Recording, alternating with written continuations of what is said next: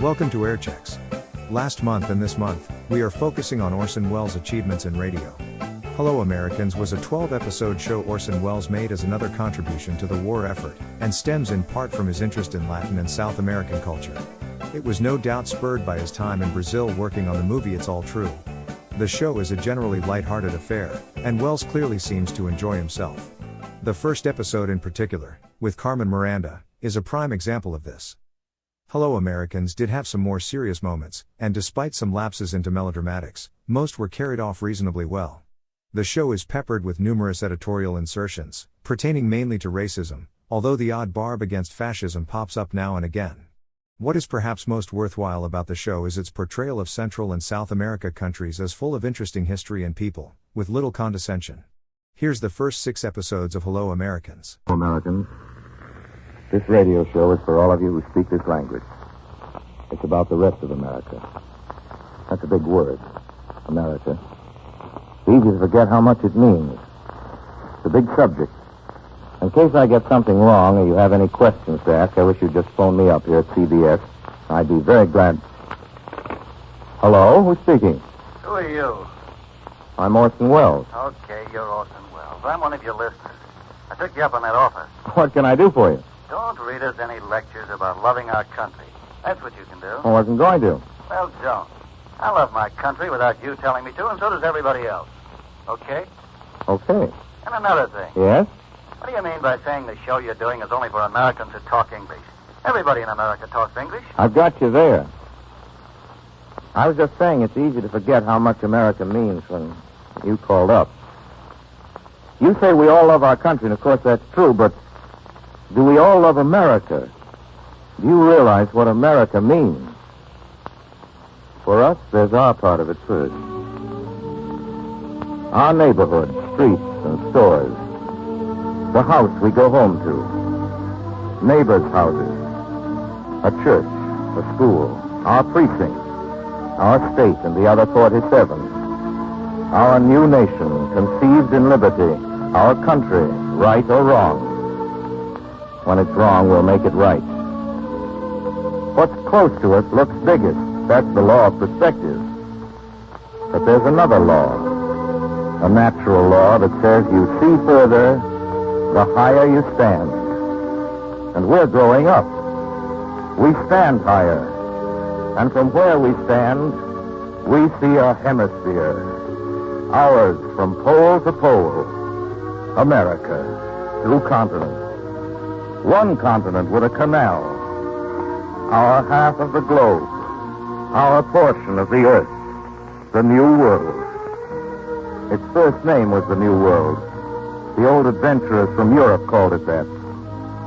The name sounds righter now than ever, the New World.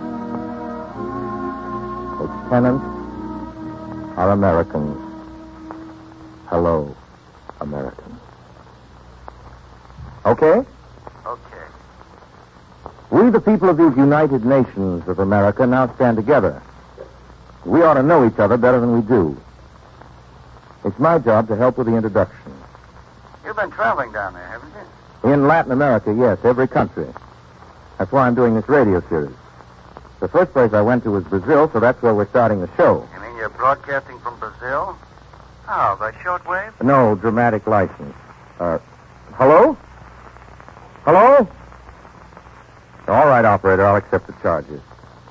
Ladies and gentlemen, this broadcast comes to you by dramatic license from the first place you think of when you think of Brazil. From the loveliest city in our hemisphere. A gorgeous capital with a name that sounds like a music cue, which in this case it is. This broadcast comes to you from Rio de Janeiro.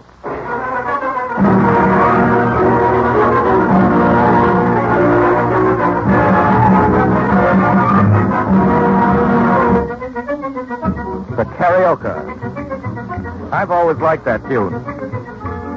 Cariocas are what you call inhabitants of Rio.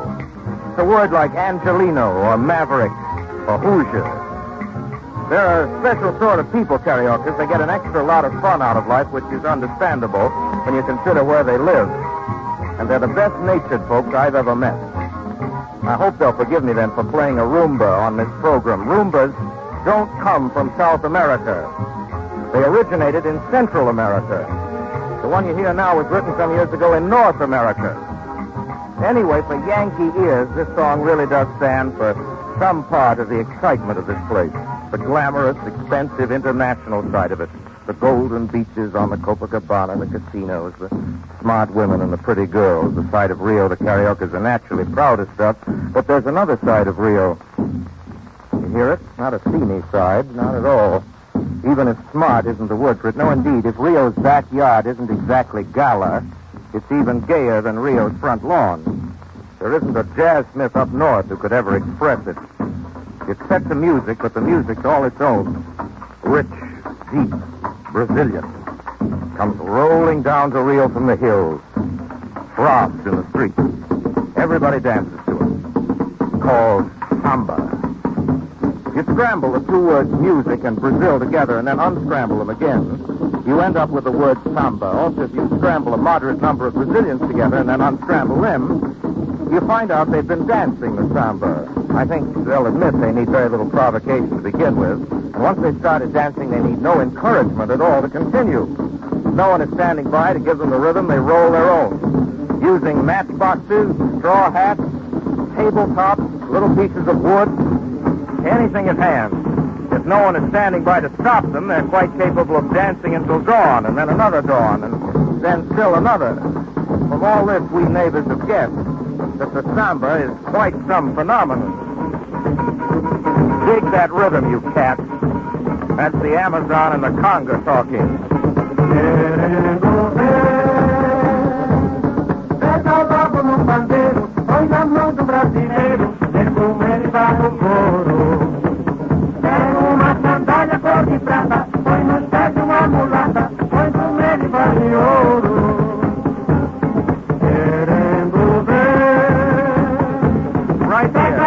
Right here, I'd like to remark that samba, like some wine, doesn't seem to travel very well. Anyway, I've heard sambas up in the States, seen groups of my fellow citizens dancing what they hoped was samba. And from where I stand, which is right in the heart of the samba country, I can tell them now they don't know the half of it.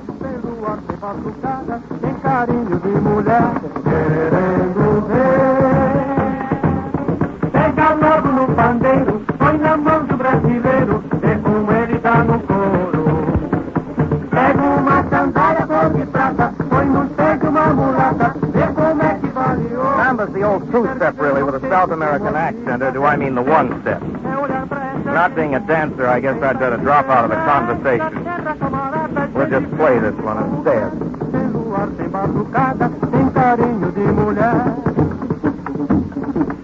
You listeners up in North America, try it. Roll up the parlor rug, grab your best girl, and see what you make of it. Para!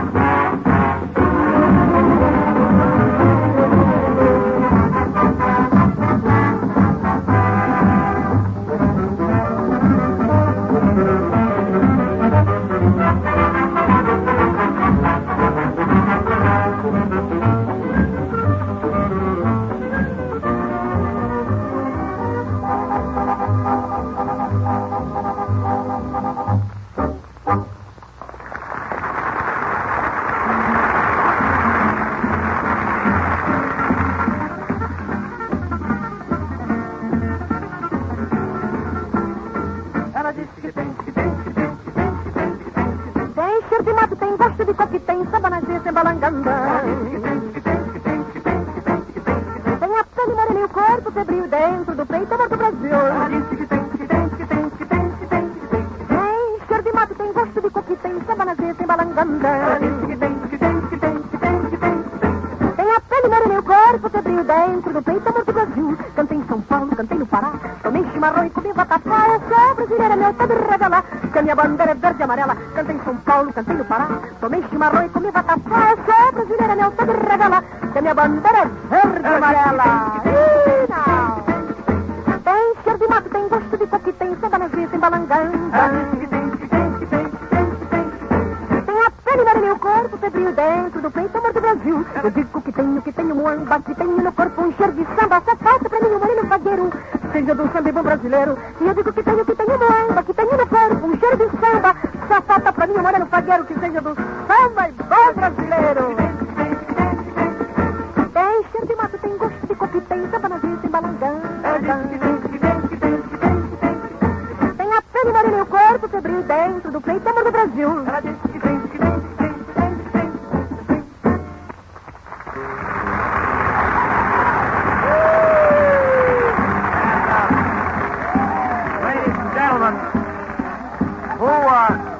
Who do you think is doing the singing? North America's South American favorite, Carmen Miranda, no other. Carmen. Yes? Carmen, for the benefit of our listeners up north who may be trying to dance to this, Yeah? may I tell them to relax a little bit and just sort of bounce in the knees? Ah, please do, I Orson, will. and tell them to enjoy Relax a little bit. themselves. Now, Yeah. enjoy yourself. You know, Orson, Yes, I know. why don't you sing just a little bit of samba with me? Carmen. Oh, Carmen, I can't sing, no. Look. You just come from Rio. No, and I you can't. I teach you, No, I no, teach please, you, no. I No, teach please. you, I teach All right. you. Huh? No tabalero da baiana tem. Again. No, conversa. Outra vez. Outra vez. No tabalero da baiana tem. Batapá, oi, caruru, bom arroz, tem bom, ai, ai, Se eu pedir, você me dá o seu coração, meu amor, de aiá. Me dá. E no coração da baiana tem o quê? Sedução, oi, cantarei. Ilusão, oi, contemplei. Pra você.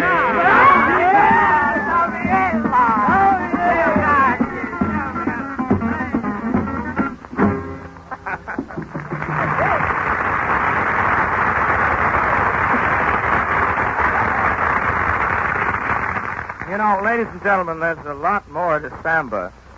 As I've just found out, there's a lot more to samba than meets the virgin ear. There's good reason why our bands can't seem to play it right up north. Samba has its own instruments, for one thing. Now, I've got a full complement of really top samba players here at the microphone, and they're going to help us now to investigate the anatomy of samba. We're going to see, if you'll excuse me, what makes samba run. Now, I'm no authority, but plenty of authorities are standing by. What you hear now, for instance, sounds like a drum, doesn't it? Well, it looks like a drum. Must have some special name, though, probably unpronounceable. Durdu. Durdu. Yes. Well, that's not so hard, Carmen. Looks African. It is. Durdu, I might explain, is a rather long, rather narrow drum that tapers down at either end. This is the first tambourine. Tambourine. Yes, correct. Well, ladies and gentlemen, the tambourine is not a tambourine. As you can hear, it has no little jangling metal disc. It's square, for one thing, rather small, very crude looking. It's just a rough frame with some kind of hide. Cat skin. Cat skin.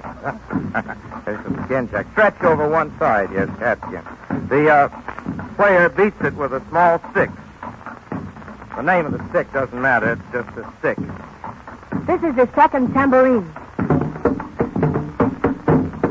Ladies and gentlemen, tambourine number 2. And this is important. The second plays a different rhythm from the first. Oh, I was noticing that, Constable. It's very complicated, too. It is too complicated? Well, we'll get used to it. Well, the next is the pandero. Pandero. Pandero? Yes, something wrong, Senor Wells? Well, no, Pandero. I was just confused for a minute. It's all right now. Ladies and gentlemen, this instrument, oddly enough, is exactly like our tambourine. Well, that's the way things are. Yes, you're quite right. I ought to say that the pandero, is played with the bare hands, one shaking it, the other beating the rhythm. Now we shall go on, yes? This is the reco-reco. Reco-reco. Yes? Why is it called the reco-reco? Well, because the sound is make it. Because it's the sound it makes. That's a very good reason. The reco-reco is a long block of hard wood with notches in it, and the sound is made by scratching another piece of wood over the notches. You want to say more about the reco-reco? No. That about covers it. All right. Now you hear the ganza. Ganza. The ganza is a longish metal cylinder filled with pebbles or beads or teeth or something. The gentleman here handles it with all the flair of a bartender shaking a cocktail shaker. Now we hear the cuica. What's that, Carmen? Cuica. The cuica. Cuica. Well, this weird sound comes from a drum. However, if you notice, it isn't beaten like a drum. One end is open, and attached to the inside of the hide is a rod. When you yank it back and forth, that's what you hear. There you have it. Rhythm of the samba. To us neighbors, it doesn't sound easy, and it doesn't look easy. But Brazilian babies can beat out samba rhythm before they can talk. And they can dance to the samba rhythm before they can walk. At least that's what I was told, and I believe it.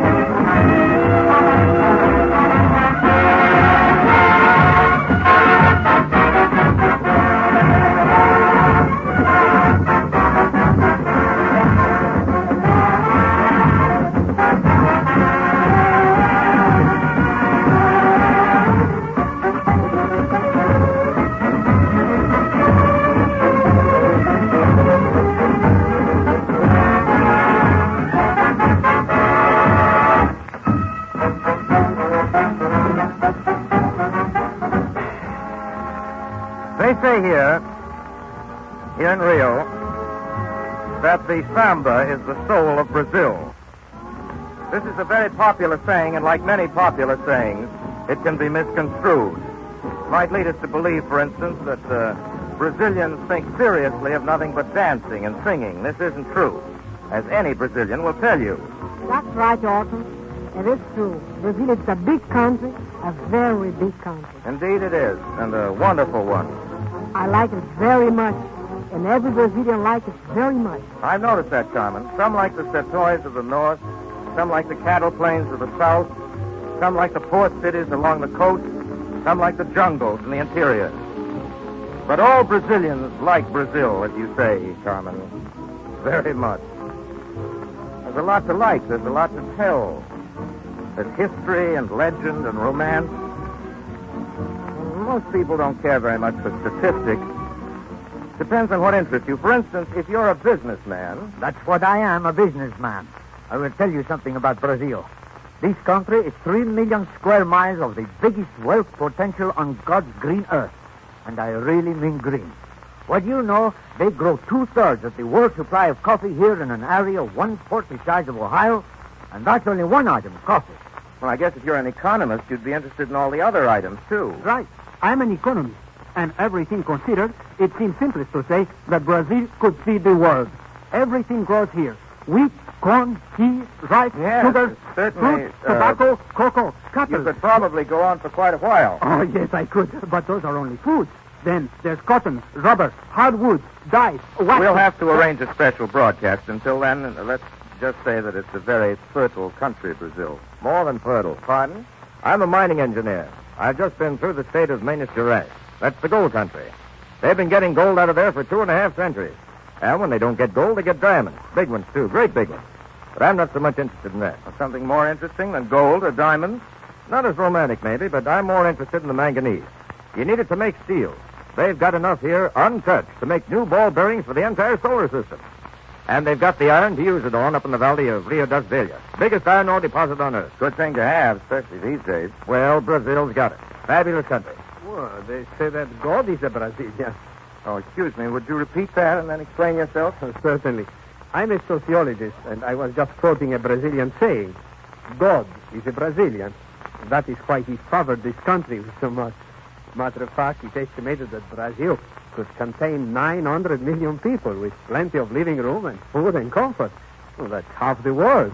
Only about 45 million here now. But where would all the extra ones fit? You can't send them into the jungle. No, sir, you're absolutely right. You can't send them into this jungle. There's nothing like it. I'm an explorer, been at it 40 years. Seen everything in Africa and India and Malay, every place. And take it from me, there's nothing like the Brazilian jungle. So thick you can't get in, and when you get in, you can't get out. So how can you live there? Well, people live there now. Indians. Exactly, people. The odd thing is that there is not a square mile of Brazil that can't be lived in. And this is true even though huge areas are impassable now and others are unexplored. Which means simply that Brazil today is the last great frontier. Someday, though, the jungle, like the other frontiers, will be pushed back. Do you agree, Mr. Explorer? It'll take a dang big push. It's going to happen, there's no doubt of it.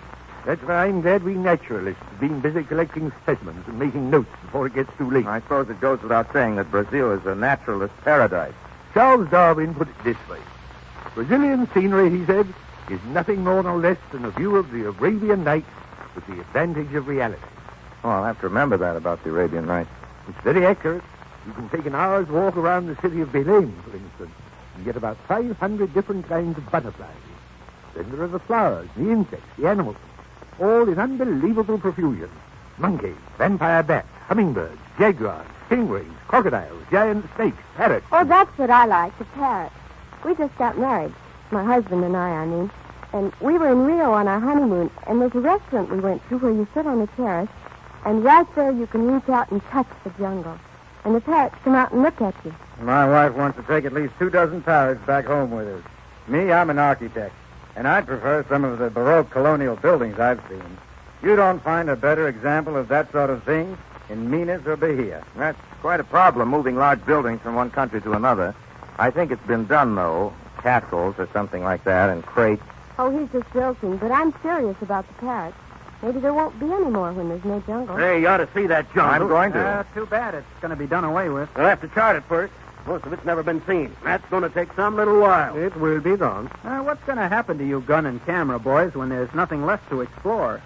And without a good jungle in the world, what are the adventure story writers going to do? We'll pass over that question for the moment. Your credentials, please. I'm a writer.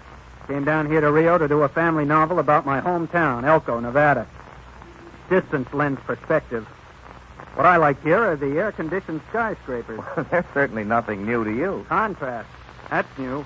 You go up to the top floor of one of these slick buildings and look out towards the hills and see real jungle. Dances and music right from Africa. Skyscrapers and jungle. I like that. And I like the idea of a drop of blood here in Rio. What about a drop of blood? Well, first there are the Portuguese. Spanish, Arabic, Nordic, Greek, Moorish. Portugal's the melting pot of Europe. All right. The Portuguese come to Brazil. And then others come from Europe and Africa and North America, so that today a drop of real Brazilian blood is an honest-to-goodness drop of all mankind's blood. That's true. And it occurs to me that since men in the world have to live with one another and get along somehow, they might learn a great deal about tolerance and quiet decency from the Brazilians, who have the blood of all men. Remember the story about the committee of blind men who investigated the elephant? They handed in quite a report. One of them said the elephant was shaped like a tree trunk. One of them said he was a snake. One of them said he was a sword. One of them insisted he was made out of a length of manila rope. One of them thought he was a wall or a sort of dry whale. I forget just how it goes. Each expert had a different point of view. That's what I'm trying to say. A different version of the truth depending on which section of the elephant's anatomy happened to grasp. Now, I don't pretend to be able to see any better or any more than anybody else who might try to describe these countries. But I promise I won't concentrate solely on the trunk or the tail or the tusks or natural resources or Indian war dances or butterflies or big business. It's not easy, but I'm going to try to outline enough so you can fill in enough to get some notion of what the other half of America really looks like.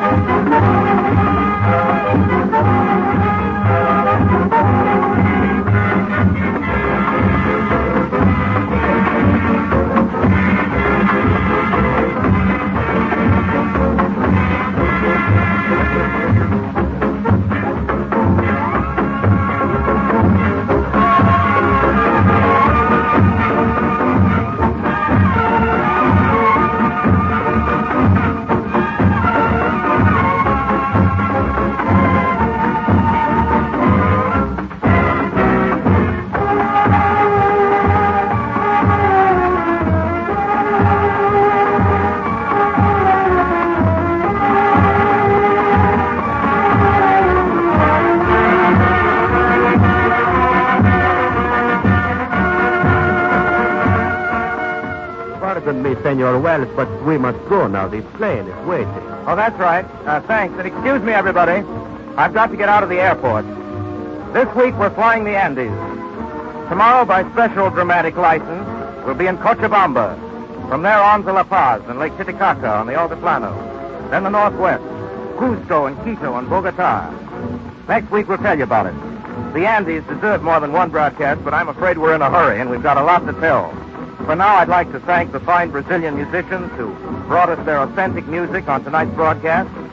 I'd like to thank Lud Gluskin, who was also around and did the conducting. And as for Carmen Miranda, well, Carmen, see, sir. Here's a big abrazo. Thank you very much, Orson. Hasta luego. Hasta luego, Carmen. Hasta luego. Hasta luego, todo mundo. Good night, Americans. This program is a presentation of the Columbia Broadcasting System.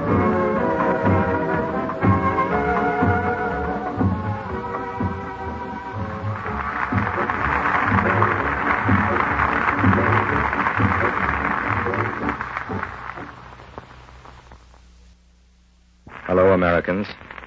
This is Orson Welles. I want you, please, to make a picture in your mind.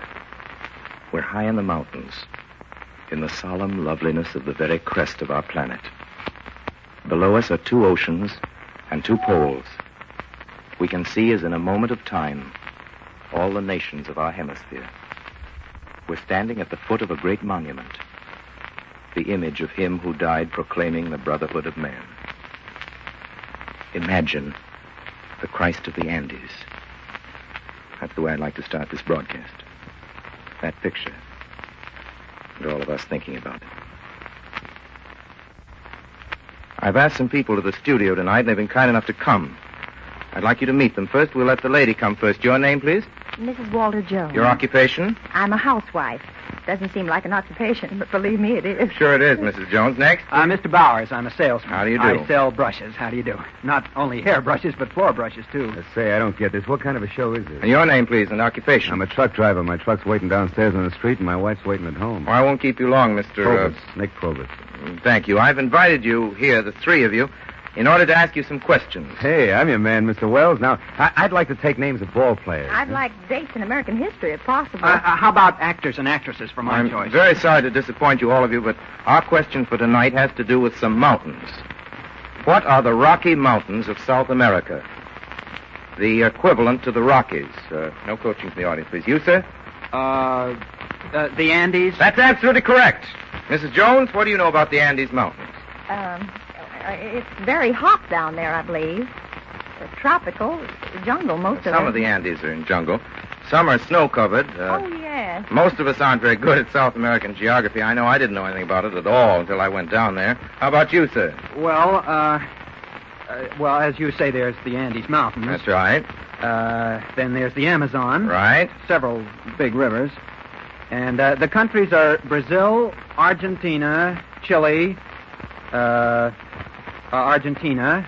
A couple of more, I think. Mr. Provost? Well, that's where Carmen Miranda comes from, South America. She certainly does. Now about the Andes. Mr. Wells, excuse me. Yes, little girl. Oh, hello. I haven't seen you since Columbus Day. Oh, Mr. Wells, I know some things about the Andes. All right, go ahead. The Andes is a mountain system which forms a continuous chain along the western coast of South America.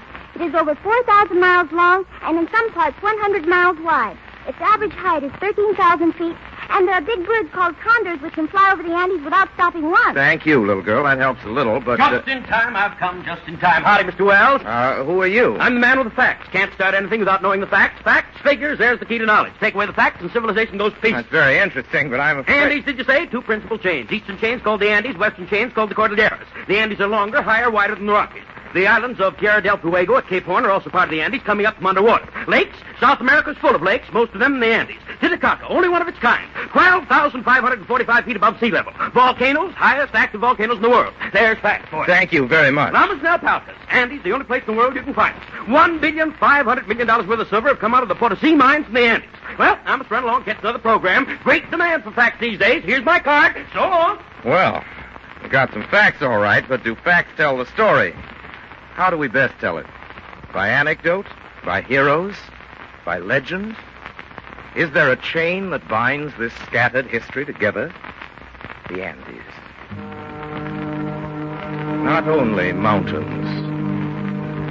On these towering hills, kingdoms and empires lived. And here both tyrant and liberator planted their flag.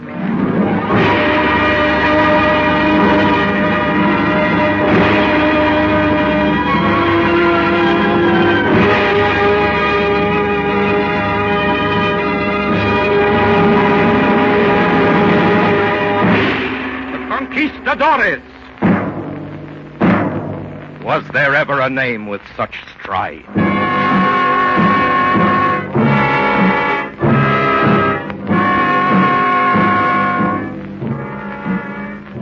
Conquistadores, men from the East with the pull of history in their blood. The Spaniard, the horseman, the assassin, carrying Christ on his sword. Pizarro, conquistador. Pizarro, the man, the mortal, daring the giant Andes of Peru. His army, a few hundred men, shining in armor. He faced the mountain shouting, "Swing open! Swing open! For the Spaniards have come! Let us through! This is our century!"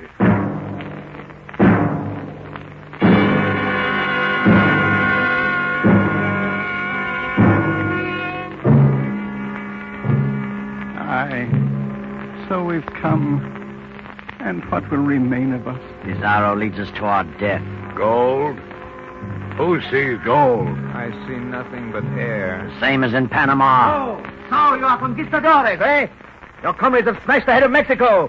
They hold Tenochtitlan, and here you stand, wailing like women. Guard your tongue, Hernando, or your sword shall answer for it. My sword is ready. Aye, here is mine. Oh, Pizarro. What does this mean, Hernando? We are tired, Pizarro. We cannot eat our horses forever. Here is my sword, and with it I draw a line on the ground.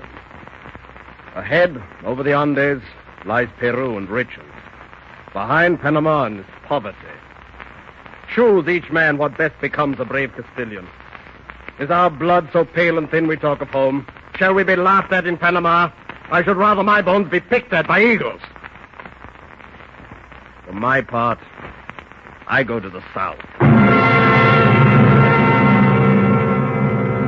To the south, the Incas, the Indians, children of the sun. The Incas, high in their Andes, safe in the Cordilleras, the heaven-ascending hills, safe in their temples and gardens. Safe, they thought. They dwelt on a mountain of silver and gold in their simple houses, workers in stone and metal. The Incas, artisans, craftsmen, road builders, builders of huge gateways and pillars of stone hewn from quarries, set by hand, and 4 centuries have not pulled them down. While Pizarro marched southward, master of the mountains, conquistador, until from a great height the green land lay below, gateway to treasure, in this year 1532. Hernando, what have we left? 72 horses and 2 cannon. 150 men.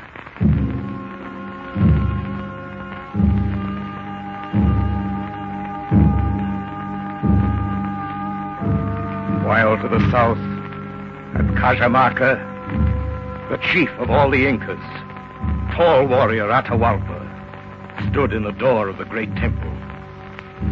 And in his eyes, the sun was going down.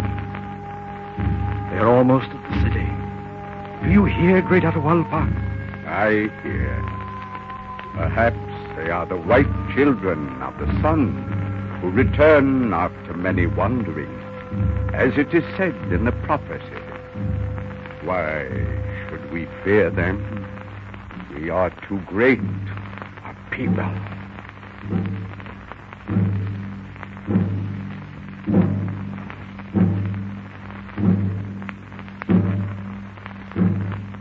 Pizarro, their garrisons are everywhere. And they outnumber us 1,000, 10,000 to 1. We will not strike at the body, but at the heart, if we capture Atahualpa. Atahualpa? I am no coward, but such a plan is madness. Then we shall be mad. There is enough wealth here. Were it water, we could drown the very seas. We shall take Atahualpa. And the Spaniard knife at his throat will teach him more than all his temples.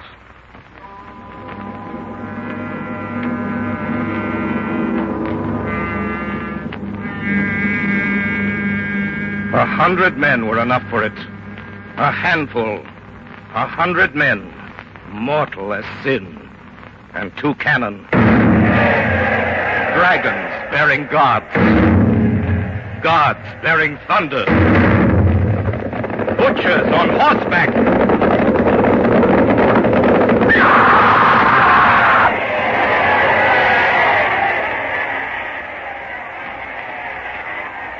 So fell the Inca, God Inca, mountain pharaoh, heir to the sun with his empire. Cities were set to the torch. The Andes glowed with the fires of carnage. Cusco, the holy city, blazing. Who will stand and cry out? There was Greece and Rome after. And in Mexico, the great Montezuma learned to die. So Atahualpa, old gods go down. The dust settles. The dead are buried. What else did that guy do besides breaking into the treasury? Conquered the Andes. For many years ruled for the Spanish crown over almost 1/3 of the South American continent. It's a long time back, of course. Nowadays, he doesn't look very well. You can take my word for it. I've just seen him. I beg pardon? Pizarro? The same. I've just been to visit him in Lima, the city of the king. Oh, what do you have to say for himself? Nothing. Nothing at all. He just lay there in his glass case in the cathedral. You see, he's a mummy, like King Tut. Has been over 300 years. He's as dead as you can get. What's got him, old age? No, he was murdered by some of his own men. Well, it's like a gangster story, huh? That's one way of looking at it. There were a lot of murders from then on. Kings of Spain ruled the Andes from Spain. All the way up to the last century, the men of the Incas and their conquerors lived in a black night of murder and feud. But day drew near. The beam of light swung from the north. While Peru kneeled, blood stained the snow at Valley Forge. 1776. The year cast in bronze, like a bell, tolling the landscape. The year ringing out over continents, and the word freedom sped down the meridians, down the paths of wind and water. The word was passed along like a coin, a bright thing, a hope, and all hands touching the coin became hard, coiled into a fist, waiting for the day of power. A shot heard round the world. The wooden bridge at Concord, spanning seas and linking men in the courage of freedom. And they heard that shot in South America. I know what came next, Mr. Wells. Yes, little girl? The Liberators. Bolivar, San Martin, O'Higgins, Sucre. The Liberators.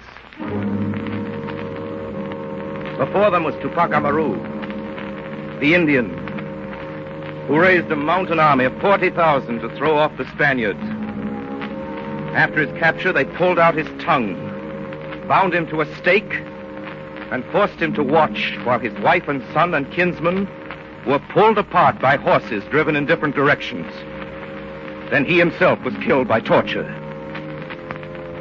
Then there was a dream of an American republic for the Indians. The Latin revolutionary Miranda, who fought for Washington and then in France, bound this scheme in a book and gave it to an English statesman who hated Spain. Sir William Pitt read it carefully, and when he closed the green morocco covers, he is said merely to have smiled. But the shot heard round the world still echoed after a quarter of a century, still hummed in the ears of man. The tyrants were fearful. They visited Spain more often for the raising of armies and for polite conversation. We shall have to take firmer steps in Venezuela. We must not allow news of the United States to reach the people. A larger army must be brought over, or else we're not safe. Oh, believe us, stay. I was about to leave. The air is foul here. Oh, I shall have the windows open. I'm afraid it is not the windows. Bolivar. Simon Bolivar, the liberator. Young. He'd read the books Spain banned in South America, books from North America and France. And he had the mind and heart for what he read. Handsome, very rich, with everything to lose. Look into the heart of man, Simon, and not his purse. So his tutor told him, and Bolivar listened. Look into the heart of man, Simon. Do not investigate his blood, but see him as a man. Look at truth directly with your eyes, though it be blind. And Bolivar looked, and the truth was blinding. Yes, and terrible. The truth was heard in the street. Down with tyranny! Come out of your house, Senor Grande of Spain! Come out! Come out! You shall go in again without your head. Our day is on the calendar, senor. Our day will come like a wave. I vow to dedicate my life to the emancipation of my country. Hear me, sky. Believe me. You are my witness. I swear South America shall one day be free.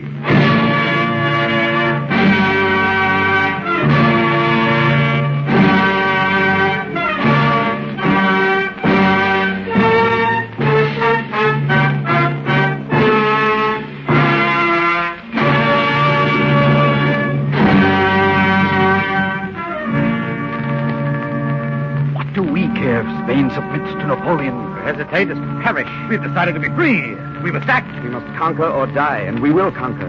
For heaven does not want us in chains. And there came a time when the liberator had more to fear from the elements than the armies of the king. Spain has retaken the most of all we've won. We must surprise it back.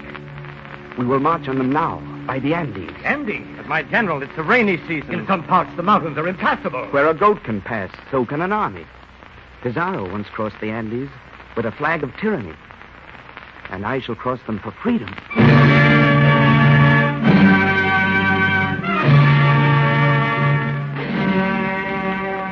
Here's the story of that march across the Andes by a man who was there, Bolivar's own adjutant.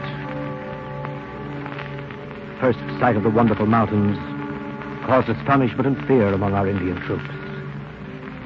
Their wonder grew with every climb, but the summit they believed the highest was always the first stage of a yet higher one, till in the end the highest of all was separated from earth by cloud and mist. These men, accustomed on their plains to cross torrential rivers, to tame wild horses, to fight the buffalo, the crocodile, and the tiger with their naked bodies, were terrified by the alien scenery. The mules carrying arms and munitions collapsed under the weight. Not many horses survived the 5th day. The carcasses abandoned by the advance guard blocked the way of those following. Day and night rain poured down. With the altitude, the cold became more rigorous. Pizarro crossed the lower Andes, yes. But this daring of a boy, surpassed all. They climbed the craggy gorges, higher and higher, and the mist of earth seemed to fall away. And higher yet, past the timberline, past the last green areas, into the thinning air. And below, the eagle soared and would not follow. High into the cold, murderous air, which could kill a man and leave the candle burning. At 4 places, the way was completely blocked by huge boulders and fallen trees, or undermined by the incessant rain. The men who had been given rations of raw meat for 4 days threw them away because they could hardly carry their rifles on the steep slopes. At that time, the last horses fell. Higher, into the region of ice, into the silence, where the sky pressed upon their shoulders, and men died. Wagons went over the sheer cliffs, but the army marched, with feet bleeding, with hunger at their side. The army marched. The sides of a mountain would tumble down. The earth would open and pull them under to a white death.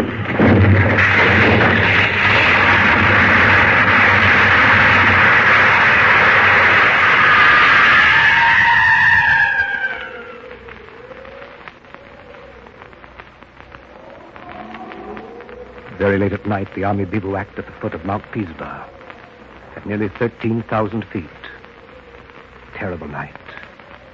The men were in rags, and hail and icy wind put out the fires they attempted to light. Or death came quietly, at night, stopping the heartbeat with its icy hand, twisting the limbs into terrible shapes, picking men off as they stumbled, or went mad with snow blindness. The next day, the troops crossed the plateau. Men fell marching, and many died. Some of them succeeded in restoring some warmth to their half-frozen bodies by beating themselves. That day, I noticed a group of men not far from where I was sitting, exhausted. To my question, one replied that the wife of a man in the rifle battalion, where a large number of women had come with us, was in labor. The next morning, I saw the woman marching on with the rear guard of the battalion, her newborn babe in her arms. Pizarro, can your dead bones rise? Can your glory match this glory? Does any man dare to surpass the height and heroism of a conquistador? Yes. You are far below now, Pizarro. You are tumbled from the sky forever. The democratic man climbs the Andes, and he passes your pinnacles. He shouts across the centuries. Bolivar, they are gone. We are losing 10 men a day, 20. The wagons cannot follow. Then we'll leave the wagons behind. We must get through. If I die, it will be in battle, not here. I have made a vow, and I shall keep it. This was another valley forge. And here on this height, history binds two events and makes them one. Later, ragged and torn, these same men went into battle on the plains, with the frost still on their lips. And what happened? Who won? I know. You tell us about it. He was outnumbered almost 2-1. And after all that marching, he still won the battle. And then what? Then there were more battles. And finally, in 1820, the first constitution was drawn up for Venezuela, Ecuador, and Colombia, based on the Constitution of the United States of America. Oh, and Mr. Wells, we forgot San Martin. Jose de San Martin, liberator of Argentina.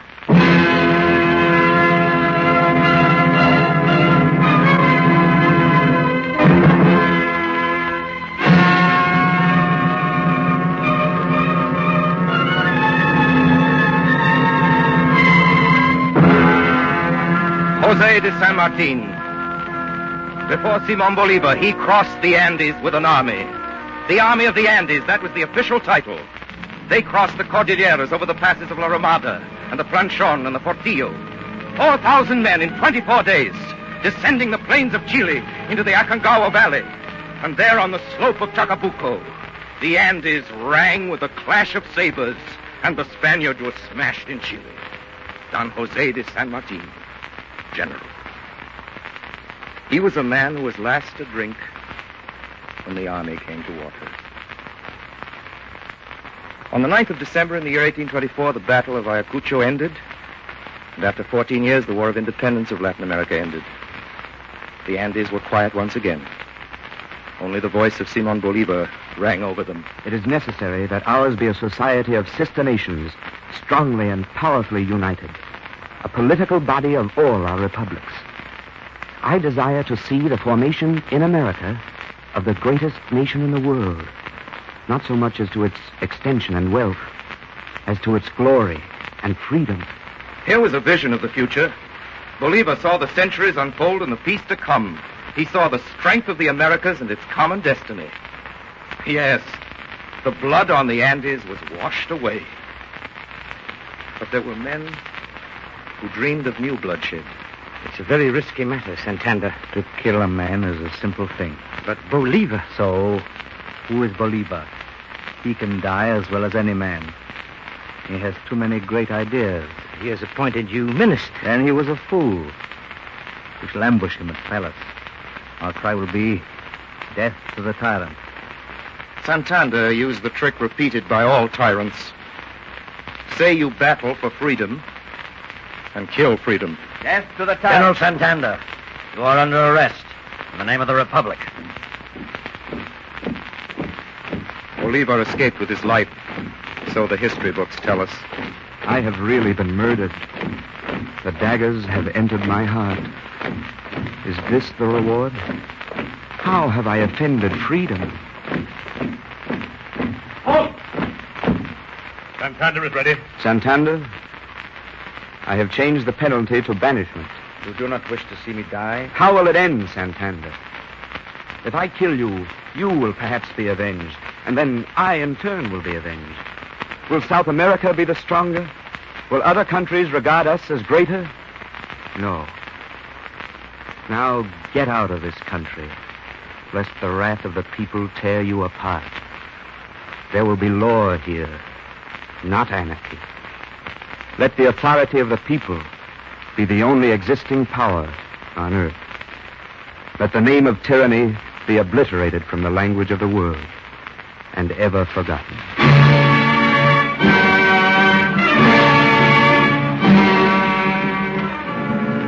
In North America, we fought a war to preserve a union of the states. And South America, too, moved to bury old hatreds. And once again, history was written on top of the Andes, this time in another century and without bloodshed. 13,000 feet above the sea, on the morning of the 13th day of March in the year of our Lord, 1904, there was unveiled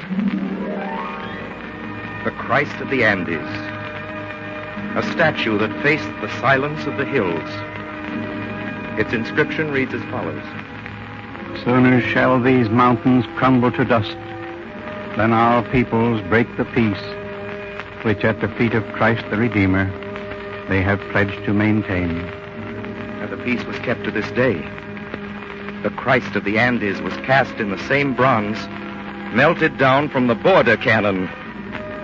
There's poetry for the world.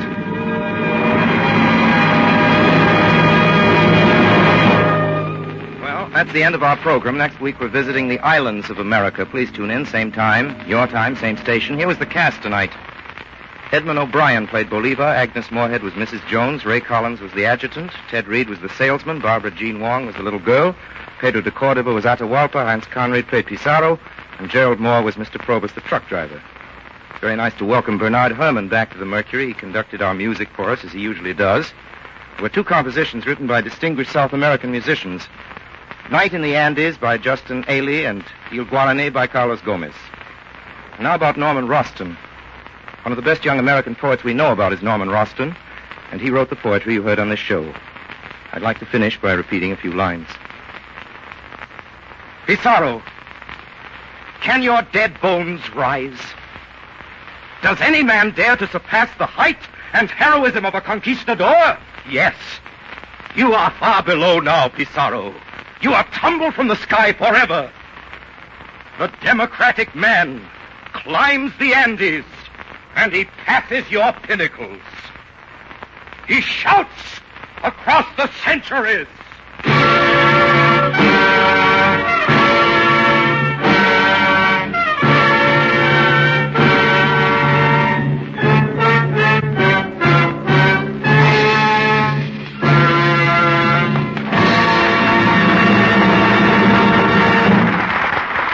This is a presentation of the Columbia Broadcasting System.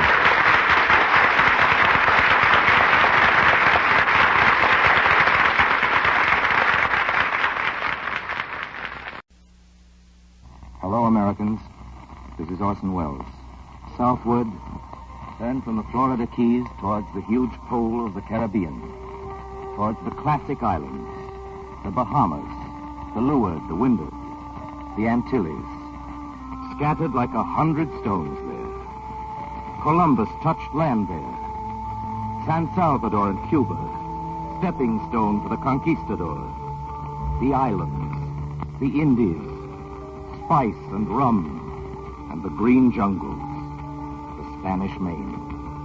Rum Key, Crooked Island Passage, Turks Island Passage, Providenciales, Ragged Island, tongue of the ocean channel. All the names written in blood and legend, named for the mood of massacre, the sweep of the sea, named for heroes and hell. Between the finger of Cuba to the west and the small island of Puerto Rico to the east, before the islands stream out like a comet tail southward, lies the island of Santo Domingo, the Dominican Republic, and Haiti. Haiti, with its harbors and lagoons, and its long white beaches and cliffs where the surf rides in for miles. Where boats dock from African runs, heavy with slaves, filled to the gunwales with chained men. Here one of them stands, stripped, tied to the mast with his eyes blazing. He looks ahead. His lips do not open. He is the son of Galguinao, king of Aradas, of an African tribe. Sold to the French, the Spanish, the English, whoever bids highest. Who'll bid for this man, this king? I bid 10 pieces of gold. 10 pieces for this giant? Only 10 pieces for these shoulders? 20 pieces. Sold to the French nobleman. This son of a king, this image of God, sold with his eyes and hair and blood, 20 pieces take him, soul and all. To have and to hold, to whip and to starve, till death do you part, O slave and master.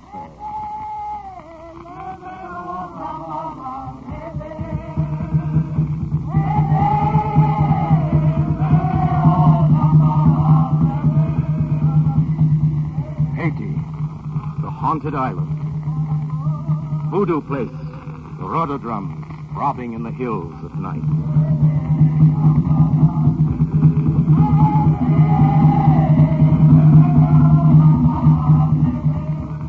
And this, too, this is Haiti. Liberty cannot subsist without toil. That, too, was Haiti, is Haiti. The voice of Toussaint Louverture, whose father was a king in Africa, who lived to see slavery die in Haiti.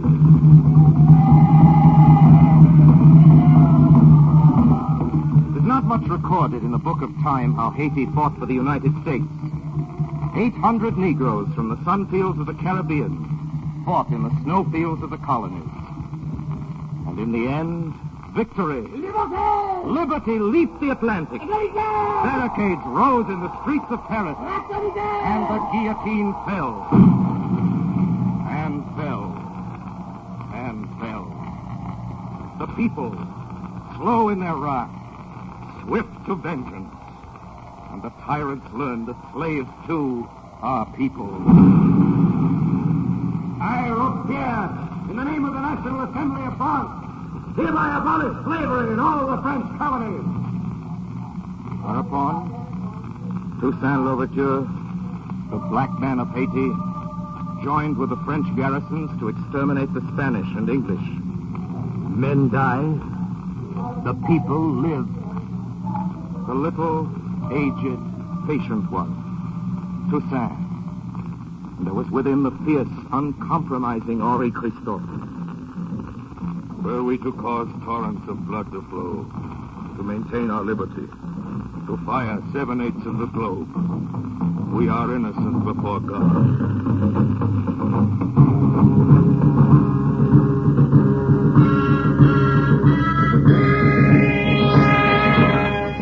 And it came to pass that the black men of Haiti were visited by the English commander.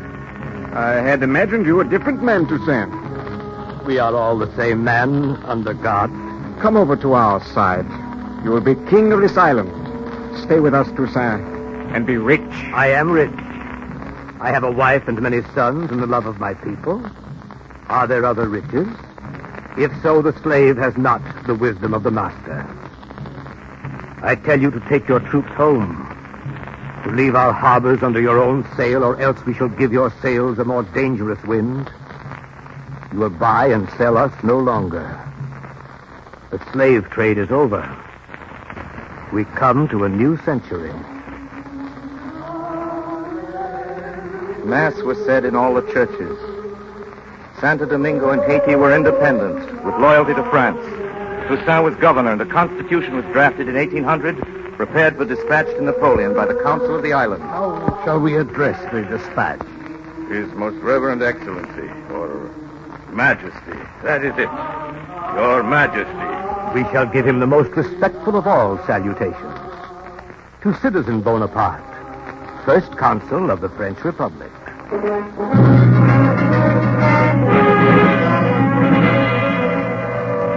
First Consul of the French Republic. So the liberator of Haiti addressed the liberator of France.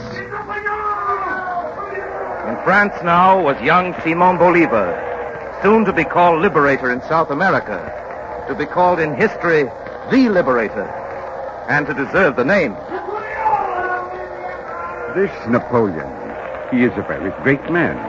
Is he not, Bolivar? Close the window. So, the liberator of Europe has turned tyrant. Cannot a man break chains without chaining others? Europe is a disease. I will go back to Venezuela. There is work to be done. There is hope yet in the new world.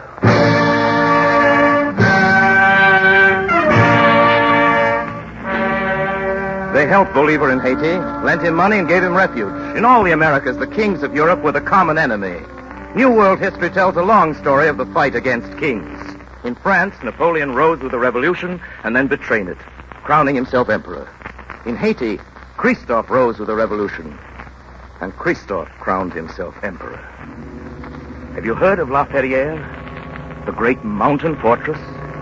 You can see it today from your Pan American clipper. Christophe Citadel. The Citadel. Ah, yes. My father died building Christophe Citadel, and his brothers, and my mother's brother. Never had such a fortress been built in such a place, high on a cliff.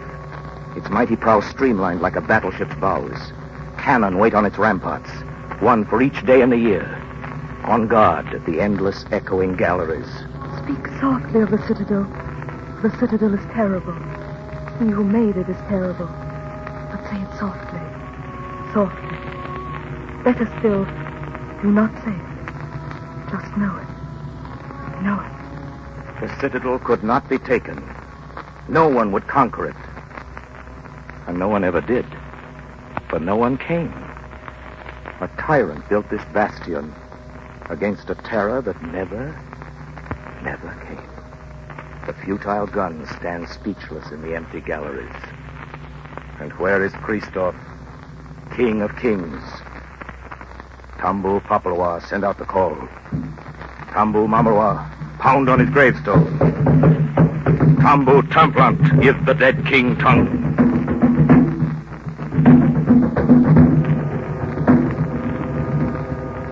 I heard the drums call down the sleeping years.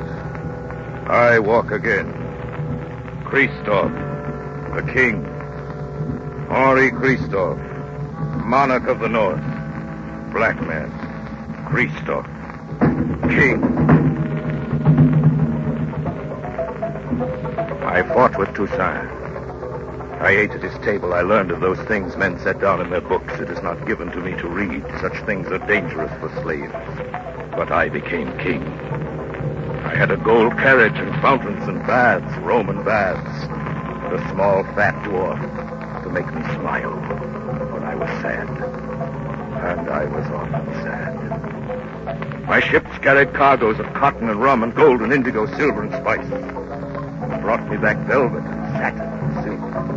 And cannons and powder and swords and pistols and muskets to back my lords. And a white man from France to hide my gold.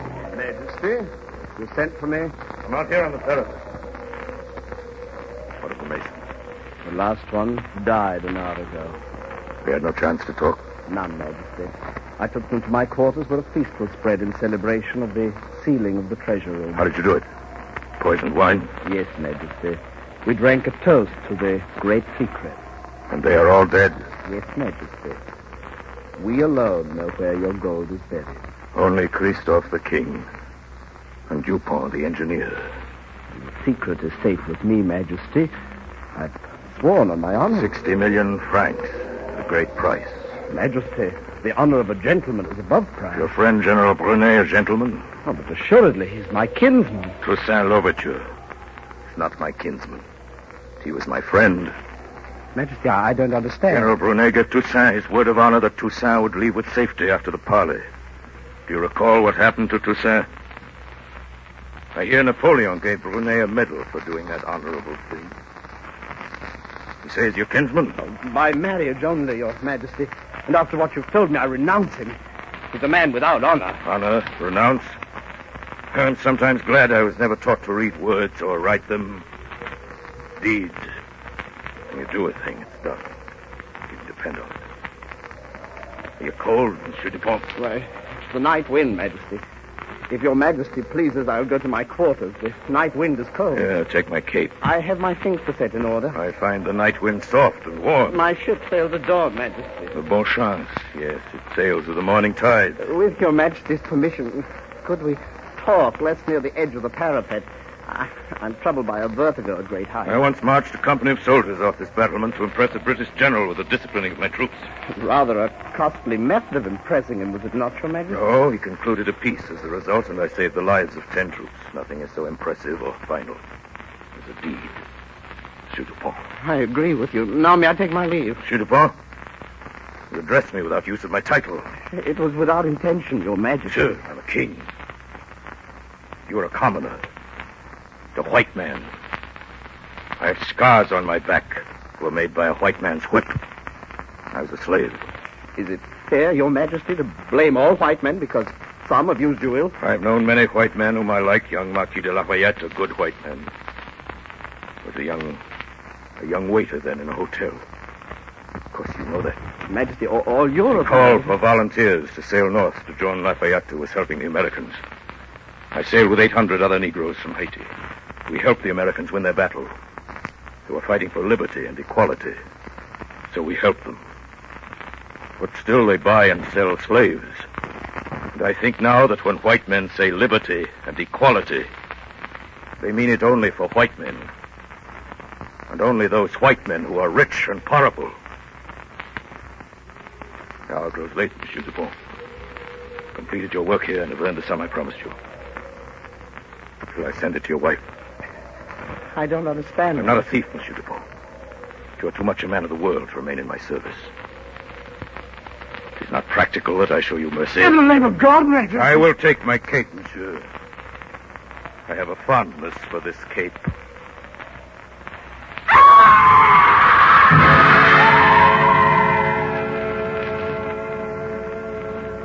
The walls are sheer for 1,000 feet. I finished my walk that night alone. I am Henri Christophe, King of the North. And my secret sleeps with my bones.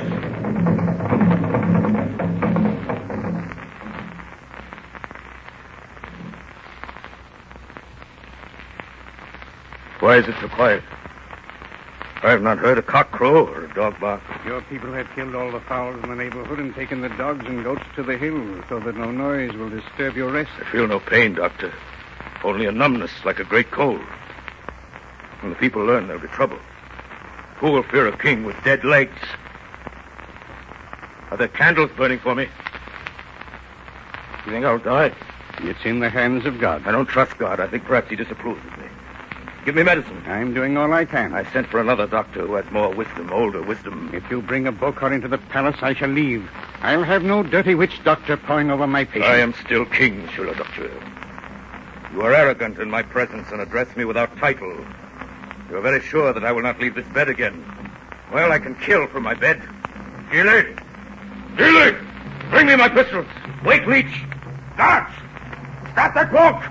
Guards! Yes, Majesty. Where are the palace guards? At the gates, Majesty. A mob is forming there. Waste no time. What is the Bokor? I sent for him. He can cure me. Majesty, none of the Bokors will come. Word is out that the people have cast 1,000 silver bullets. 1,000 silver bullets. Rudder drums are talking in the hills. Gilly, go out there and kill every man, every woman, every child in the mob. Someone in that mob shouted, "Down with the king!" Yes, Majesty. Gilly! Yes, Majesty. Fetch me my pistol. Here they are, 2 Majesty. silver bullets. Those 2. Here, Majesty. Come back here! Come back here! Gilly! Help me! I go to my citadel! Gilly! Antoine! Celestine! Celestine!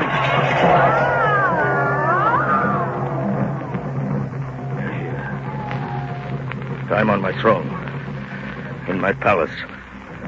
They look for me with their silver bullets. Let them. I have my own silver bullet.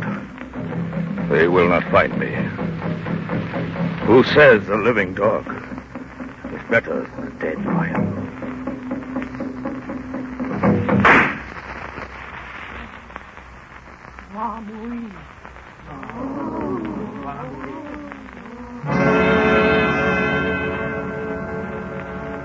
Look for me at the full of the moon, at the call of the drums. My ghost still walks. I am Christophe, King of the North, and my secret sleeps with my bones.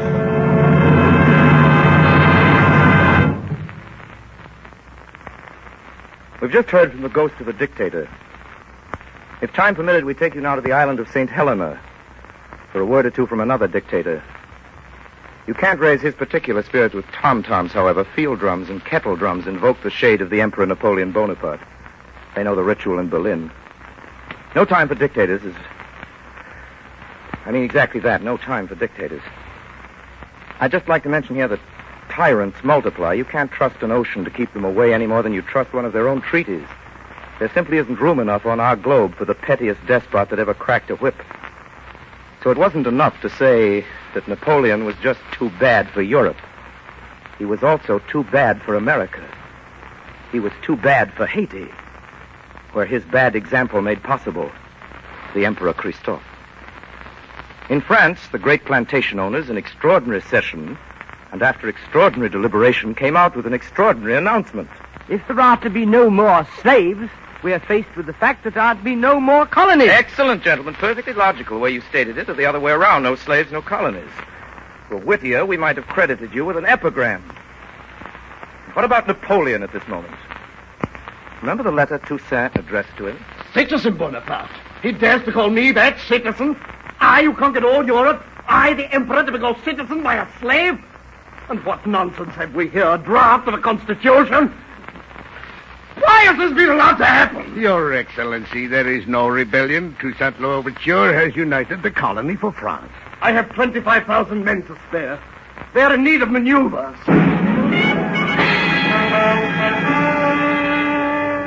The great Napoleon frightened. The conqueror of all Europe fears a man on an island. Fears the name of the man, and Napoleon says, "Search out this fellow, sir. This slave who walks like a man. Tear out this root of freedom wherever it grows. I, Napoleon, order it to be done."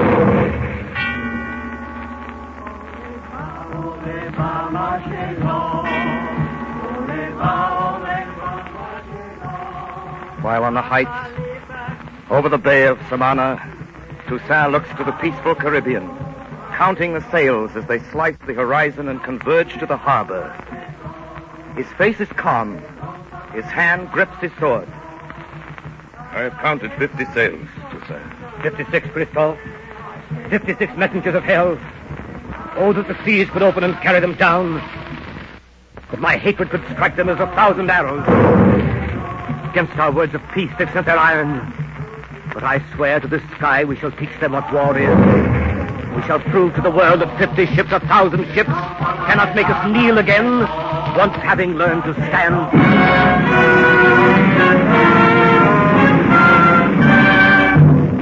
With his own hand, Toussaint set fire to his own beautiful house, while his wife wept.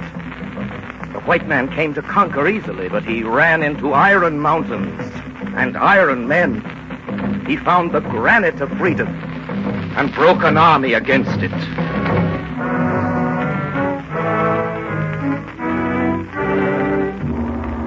Later, when the land was devastated with war, the fields and cities ruined, Napoleon Bonaparte promised freedom to the island.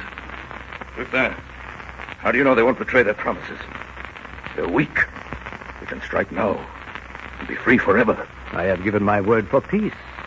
I have put my sword away, Christophe. We are not cannibals, but men of honor. And the world must judge us so.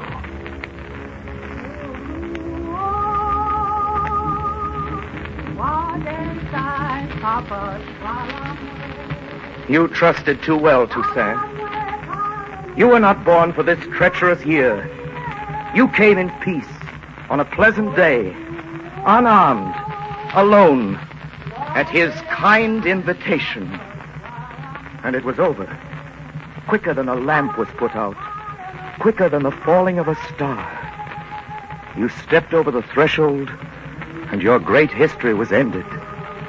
You, Toussaint, stripped of your epaulets, you warrior, dragged aboard ship in the dark, manacled there on the deck, you breaker of chains, now put into chains, and before your very eyes the sails filled, and Haiti, surrounded by stars and water, your home, your island, was left behind. Did you weep as the sea enclosed you? What did you speak to the night? What did your voice say? They have in me struck down but the trunk of the tree. The roots are many and deep. They will shoot up again. Better he was struck dead upon the deck. better a simple death, anonymous at sea. But Napoleon had greater plans. The dungeon for Toussaint, locked below the earth behind huge doors.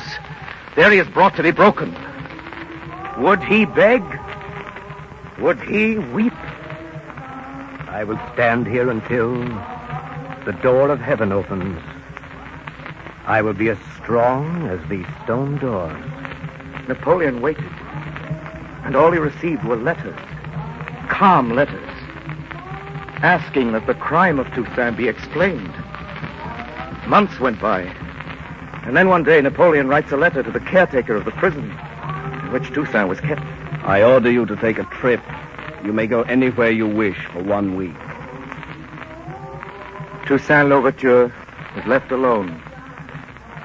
He starved to death. The year 1803. Earlier, we told you the story of Christophe, whose reign followed Toussaint's death. We've seen Christophe die on his jungle throne. He and the Emperor of Europe. The world against both of them. Both breathing their last in the same chapter of history. In Christophe's time and before and since, prayers are still said in the hills to the old gods of the Congo. Sobo, Nogon, Agahan, Dambala.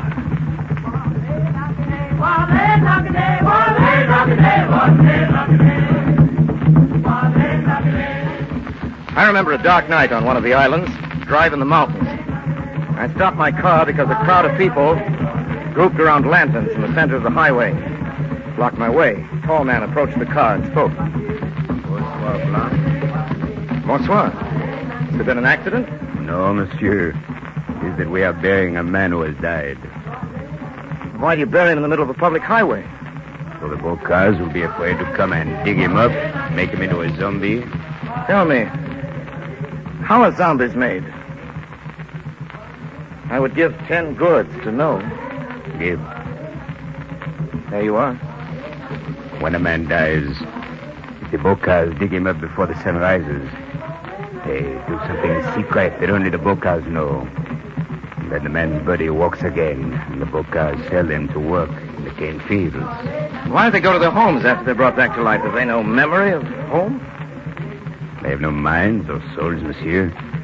Only their bodies live again. They have finished covering the grave, monsieur. You can pass on now. I've told you all I know of zombies.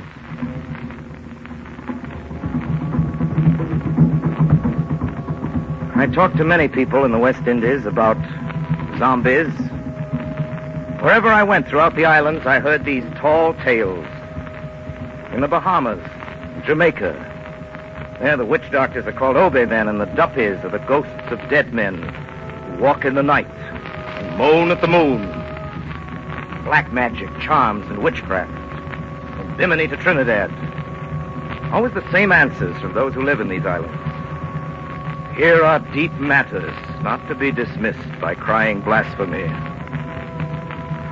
But the last word I got on the zombie situation came from a West Indian, a young Negro doctor. I'd like you to hear what he has to say on these matters. Mr. Wells, mumbo-jumbo is dying out. Anyway, it's dying out here in the Americas. All kinds of mumbo-jumbo, not just voodoo. Christophe retreated into the past and looked for sanctuary among the witch doctors. As you say, he was only following a bad example. When Citizen Bonaparte became Emperor Napoleon, that was the mumbo-jumbo of old Europe. The tribal gods of the Nazis are mumbo-jumbo. Fascism is mumbo-jumbo. And as to zombies, the most authentic specimens I know are the people living under Hitler and the other Axis witch doctors. Their minds and souls have been taken away from them. They are the living dead. The way we look at it, that's what this war is all about. To free the zombies from their spell, to get rid of the witch doctors. And I like what we heard Toussaint Louverture say tonight. It goes for all us Americans. You will buy and sell us no longer, he said. Remember, the slave trade is over. We have come to a new century. That's the best possible way to end this program. Thank you. Good night, Americans.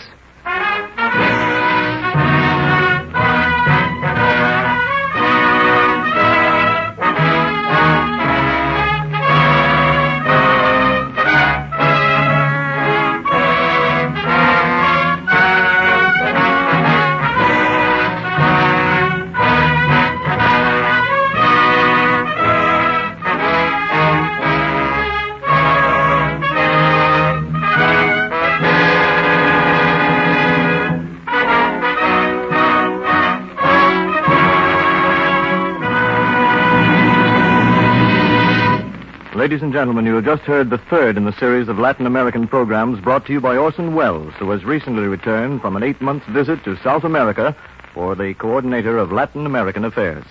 This is the Columbia Broadcasting System. Hello, Americans. This is Orson Welles. Tonight, CBS and the Mercury Theater bring you The Alphabet of the Islands.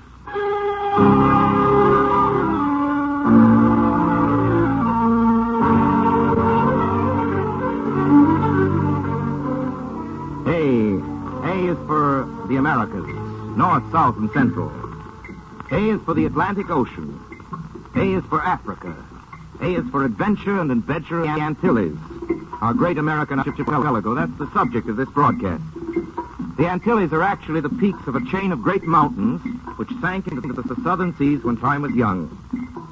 I've been to a lot of islands, South Seas, East Indies, the Greek islands, and the Mediterranean.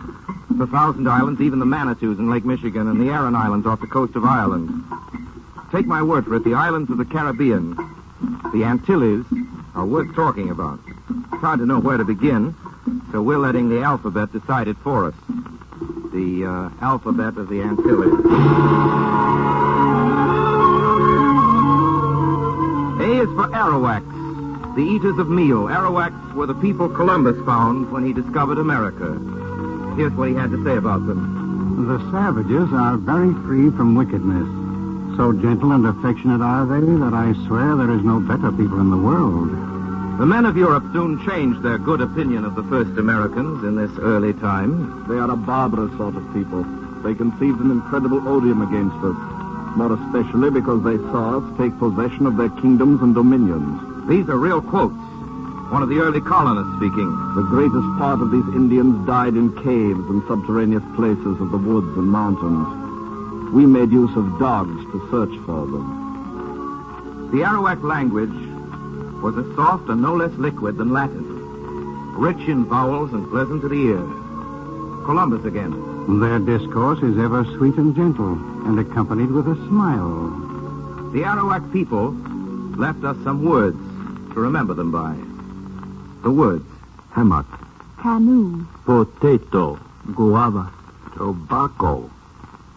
The first word spoken to the discoverers by the Arawaks has not survived in our language. It is Taino.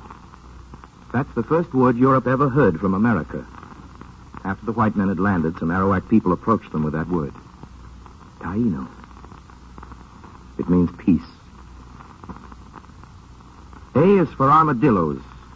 They have armor. Armadillos are a kind of possum built like turtles. A is for anacondas, big snakes. These creatures live in the countries we're talking about. Angostura bitters come in a bottle from the island of Trinidad. Don't even know whether Frank Morgan or Ralph Morgan, whose family owned the company, know what Angostura bitters are made of. The recipe is a secret and has been for generations. What to do with Angostura bitters, however, is no secret to anybody who can mix a drink. A is for arrowroot, used to make biscuits. Arrowroot is put in baby food. Angostura bitters is not. Speaking of good things to drink. Yes? Curacao, that exquisite liqueur, does not come from the island of Curacao. Oh, thank you, miss, for the interesting information. That's my line, interesting information. Oh. Curacao comes from Europe. Anyway, it used to. It's made of the peel of an orange. The orange comes from Curacao. Excuse me, but how did Curacao get into the conversation? This is an alphabet, and we're still on the A's. Curacao is part of the ABC Islands. That's right. A is for the ABC Islands. ABC stands for Aruba, Bonaire, and Curacao. The Dutch own the ABC Islands. Yes, that's right. Nowadays, Curacao is a big center of oil refining. Well, that's important in this war. One of the first governors was Peter Stuyvesant. Later on, he was transferred to another island, an island off the coast of North America named New Amsterdam. The Indians called it... Manhattan? Correct. They paid for that real estate, didn't they? They got it cheap, $24 worth of glass beads. A is for advantage. A gun, for instance. That's an advantage. I once knew a gangster who had a good word for that kind of advantage. He called it an edge. We're sitting in a joint in Chicago in the old days, and I was talking about a famous mobster who had just recently been removed from this life. Tough. Tough? Is my gangster friend? Tough. Ain't no such thing as a tough guy. Ain't no tough guy. Just a guy with an edge. An edge is a rod. An edge is a few inches over the other guy, a couple of more pounds, a longer reach. Being awake when the other guy's sleeping, that's an edge. Being smarter, being earlier or faster, that's an edge. An edge is a mob, an edge is a bankroll. Nah. Ain't no such thing as a tough guy. For advantage, see edge, under E. The men from Europe had something over the men in America. You can pick a word for it. Aeroplanes are a happier kind of advantage. A is for aeroplanes, which are bringing all the Americas closer together. B is for bolero. Not Ravel's bolero, which isn't a real bolero, but the slow, sweet music you hear now. Tengo ansias locas de sentirte mía, sentir que tus besos retemen mis labios. In our part of the world, we used to call this kind of a song a ballad.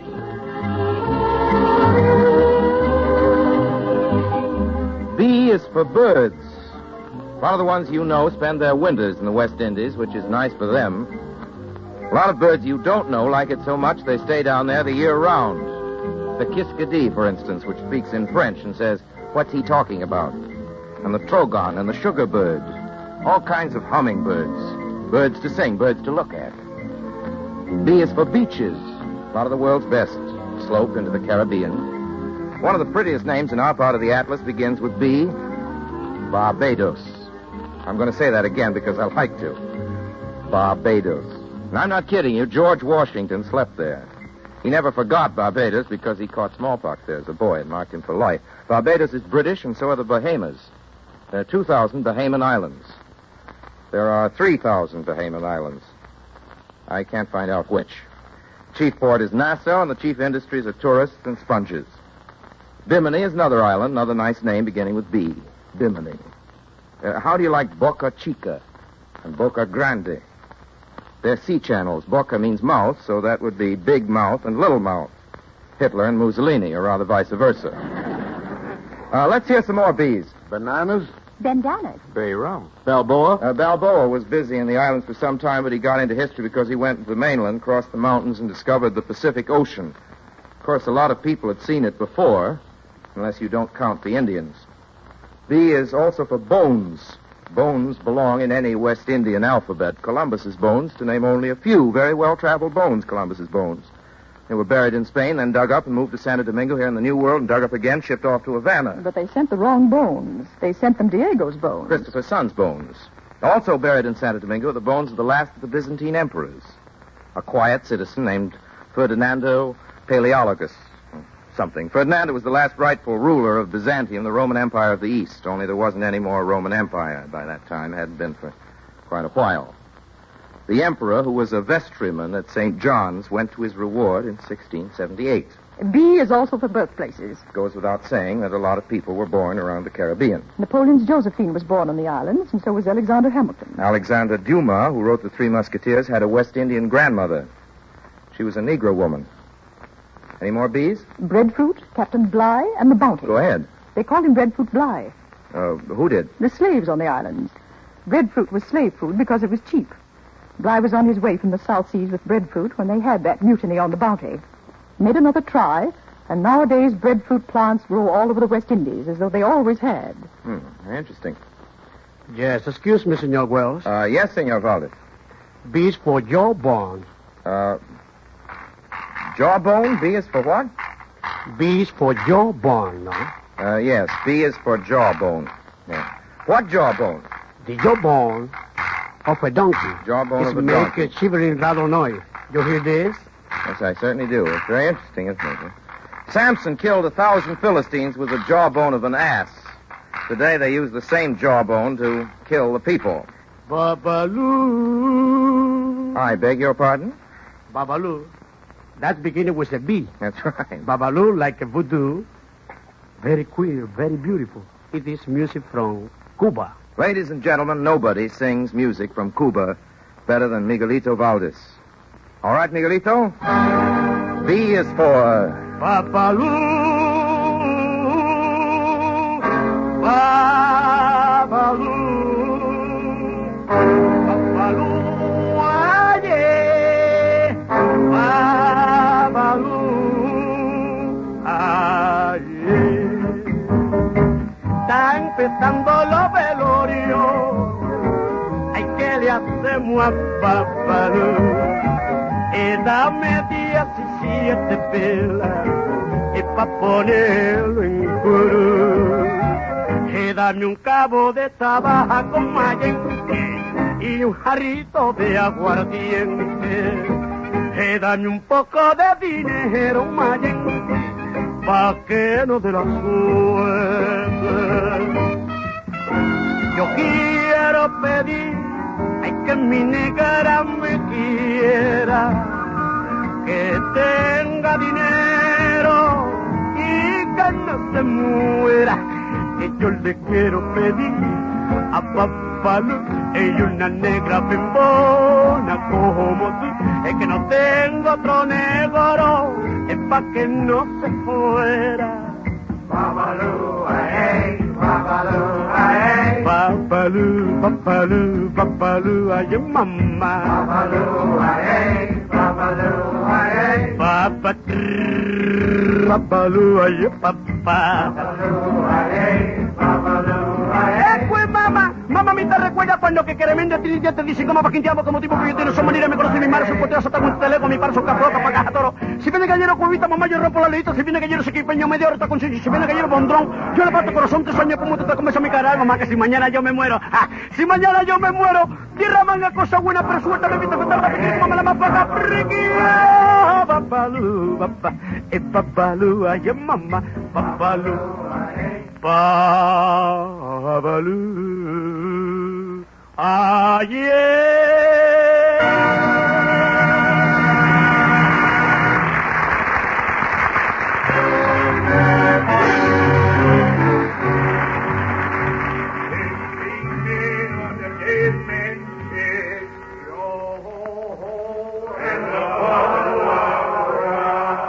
Remember that song from Treasure Island?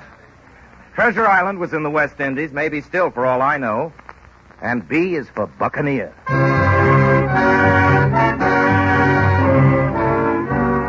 B is for the Brethren of the Coast, the Brotherhood of Pirates, which was the first professional organization in the New World. Their captains were elected by their crews, and no discipline was ever better. Before the pirates go out to sea, they join together in council to deliberate towards what place they shall go to seek their desperate fortune. Here are some more real quotes from history. In this council, the pirates set down what sums of money each particular person ought to have for that voyage.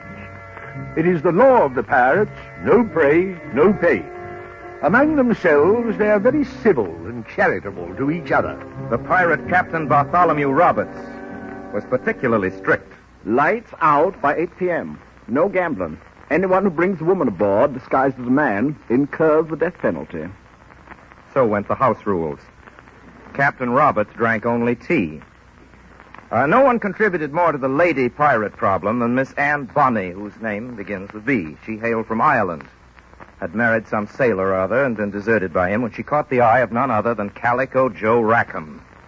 First thing he did was dress her up in man's clothes. She met Mary Read on his boat, also in man's clothes. The girls got on well and fought side by side in every battle. And when Rackham was captured, the men lost their nerve, but not the ladies. Piracy was a capital offense, but Mary Read was philosophical. Hanging? It's no great hardship. Were it not for hanging, every cowardly fellow would turn pirate and so infest the seas that men of courage must starve. Captain Scarfield, Blueskin, Blackbeard, Redbeard, Cook, and Captain Kidd. There were pirates and pirates. Takes all kinds to make a world.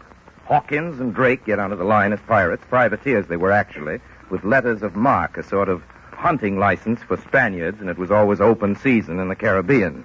The Dutch pirate Roche Brasiliano hated Spaniards so much he roasted them alive on a wooden spit. As a matter of fact, Spain was always the chief victim of piracy and its chief motive. So, the Spaniard claims the whole New World for himself, does he? Well, just let him try to take it home with him.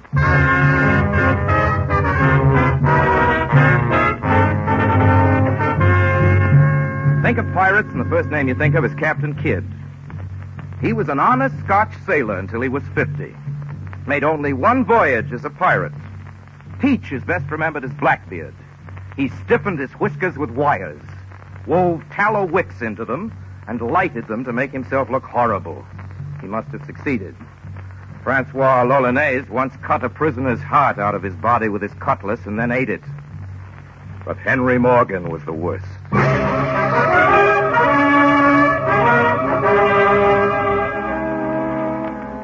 Morgan the pirate. Mention a city to Henry Morgan.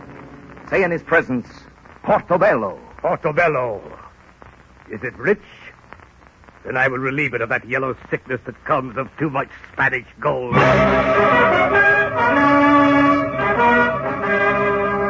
Portobello was rich. Portobello was Spanish. Henry Morgan loved gold and hated Spain. Well, then. I have 9 vessels that will float before a breeze, and I have 500 men. The Spanish have gold, and they pat their bellies with complacence. Lads, we have business ahead of us.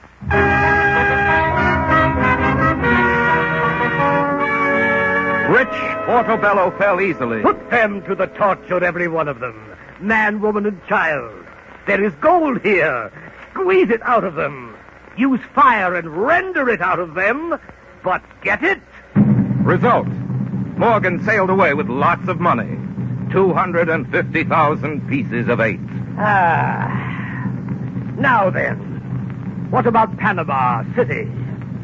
She too is rich.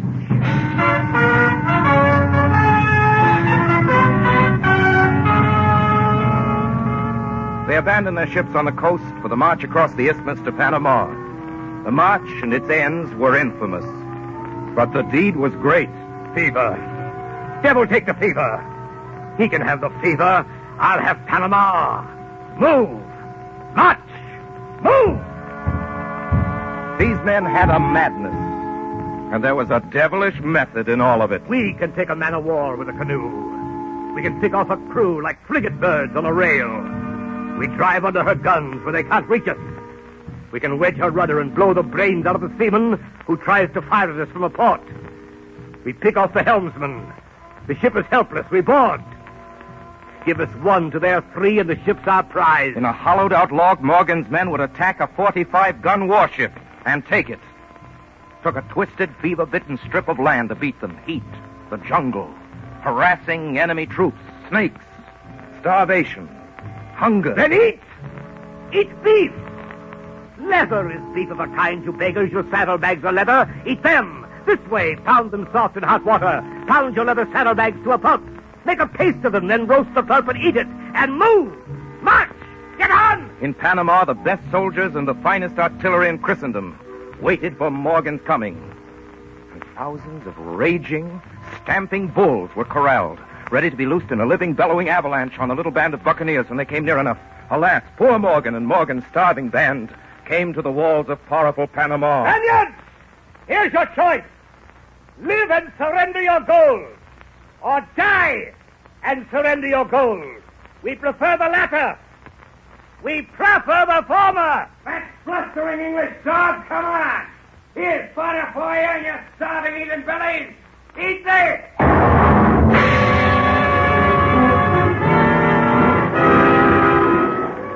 Assault after assault, the pirates fling at the walls of the city. Again and again, the Spaniard, no less courageous than the pirate, throws him back. Then, a flight of dependable arrows rushes out amid the musketry. A pirate is hit, pierced through from the back. Beard of a dog, they put a shaft in me. The point of the arrow stands out from his bleeding chest. Bitterly, he seizes it, tears it point first out of his chest. Now, Spain, you'll have back your bloody arrow. The wounded man wraps a bit of cotton around the arrow, places it carefully in his great pistol, aims it over the walls of the impregnable city. The arrow streaks out across the heavy leaden ball. But carton bursts into flame from the searing powder. It falls on a thatched hut inside the walls. The fire leaps up, spreads, reaches the powder magazine.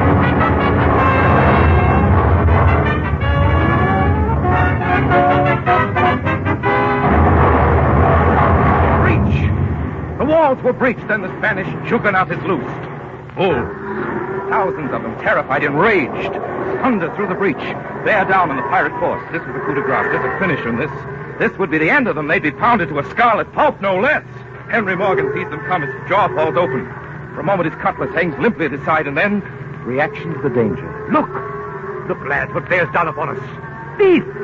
Fresh beef! Choose your creature, lads, and mind you pick a tender steak. Have at them!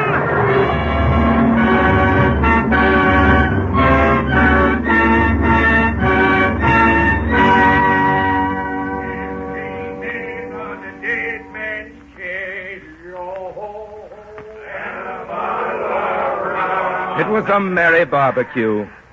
Morgan and his men ate heartily of roast juggernaut that night. Afterwards, they took the city. Henry Morgan was brave and colorful and shrewd. He was just as efficient and determined and successful a scoundrel as the centuries would produce for some time. His life is proof that if society lets it, crime does pay well. It's a point for all history, and for current history to note and to beware. Finally, Henry Morgan retired from piracy and lived out his days as the governor of Jamaica. His government, grateful for his exploits against Spain, knighted him. He was very useful in the extermination of pirates. Now we come to sea. Sea is for conquest, the conquistadores. Sea is for cannon. Sea is for colonies. Sea is for civilization. For churches and crickets and cockfights. For clothes and casinos and canals. For craftsmanship and corruption. For cities and citizens. For Caracas on the Spanish Main, where Bolivar was born. For Cuba and Columbus, who discovered it.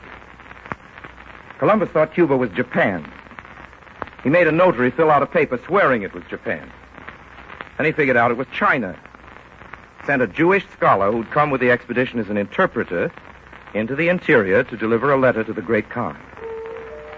This place, the natives call Cuba, is somewhere off the coast of India. This I know because the sea comes here in a different manner from what it has done until now. Columbus had discovered the Gulf Stream. The Gulf Stream is a warm sea river 37 miles wide and a quarter of a mile deep. Its current swifter than that of any of the great rivers of the continent. Columbus, with his great capacity for hope, kept on hoping he was somewhere in the Orient, preferably India.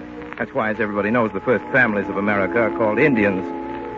The discoverer did his best to change the names of all the places which he claimed for Spain.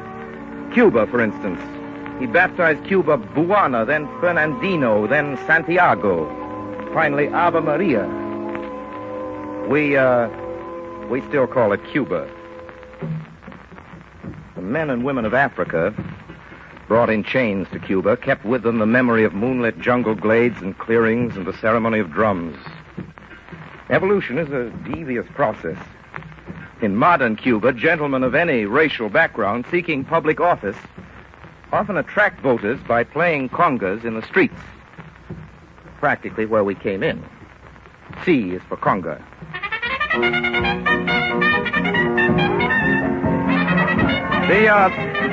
The conga comes from the Congo. It comes to North America from Cuba via France.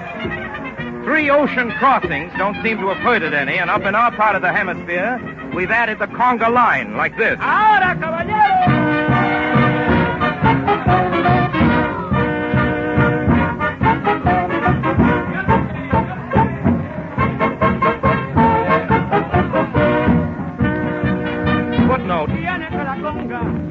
Footnote to stimulating footnotes now being heard. The conga, American style, is now danced in Cuba, and they call it the American conga. It may look like irony, but strong and useful alloys are made by the collaboration of many metals. Constitutions that are like rocks are made from the mixed voices of many people.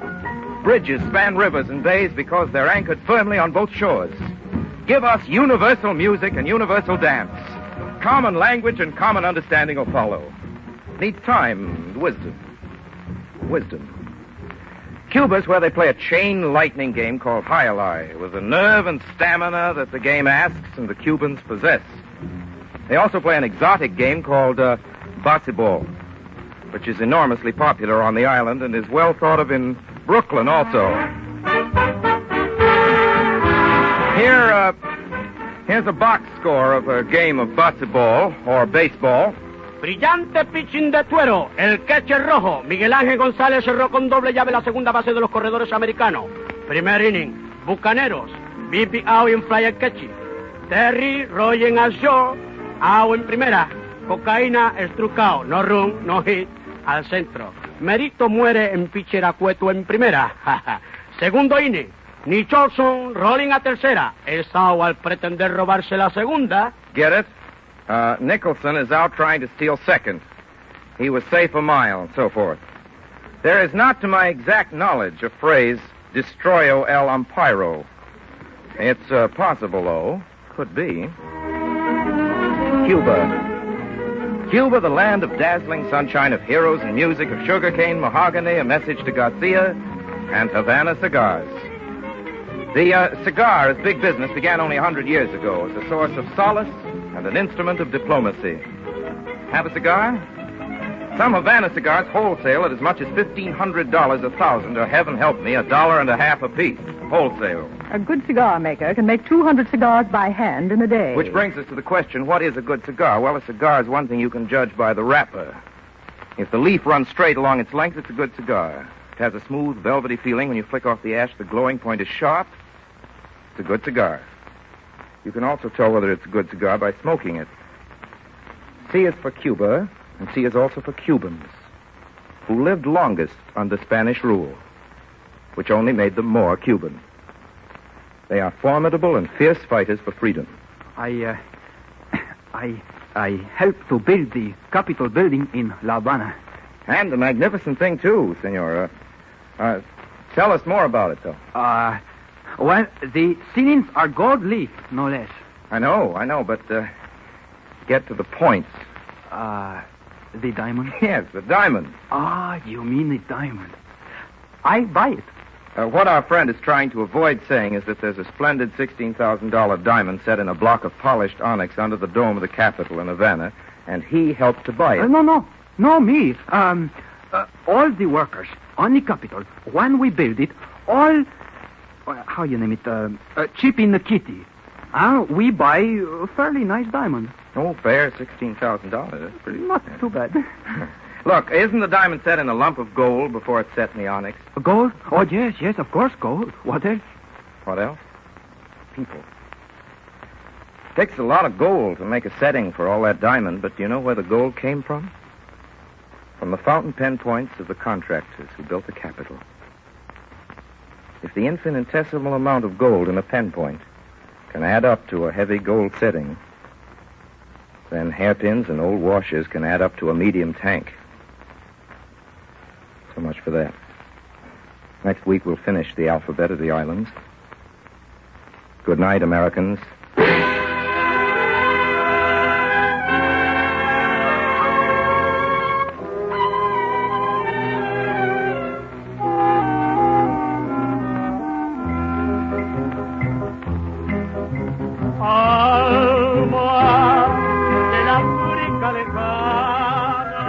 To the fourth in a special series on the Other Americas, brought to you by the Columbia Broadcasting System and the Mercury Theater under the direction of Orson Welles.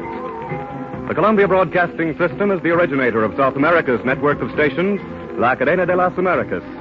In the Southern Hemisphere, as well as in this hemisphere, CBS provides programs of news, entertainment, and recreation to bring about a closer understanding among Americans everywhere. Next week, the fifth program in this series will be brought to you by Orson Welles. Mr. Welles has recently returned from an 8-month visit to the Latin American countries for the office of the Coordinator of Inter-American Affairs. In the cast tonight, Ray Collins played Morgan the Pirate. Agnes Moorehead was the useful information lady, and Ted Reed was the Cuban worker. Original music was written by Lucien Moravec.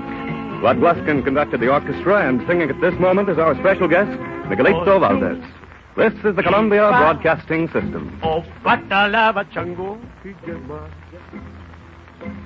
Tonight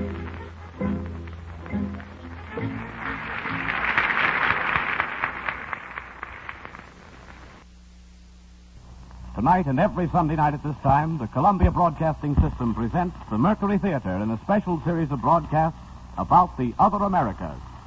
Hello, Americans. This is Orson Welles.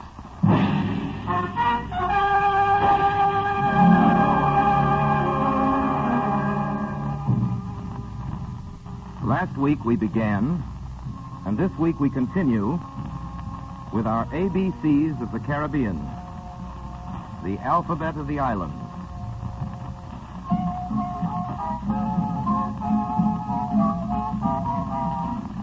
Well, we left off on C.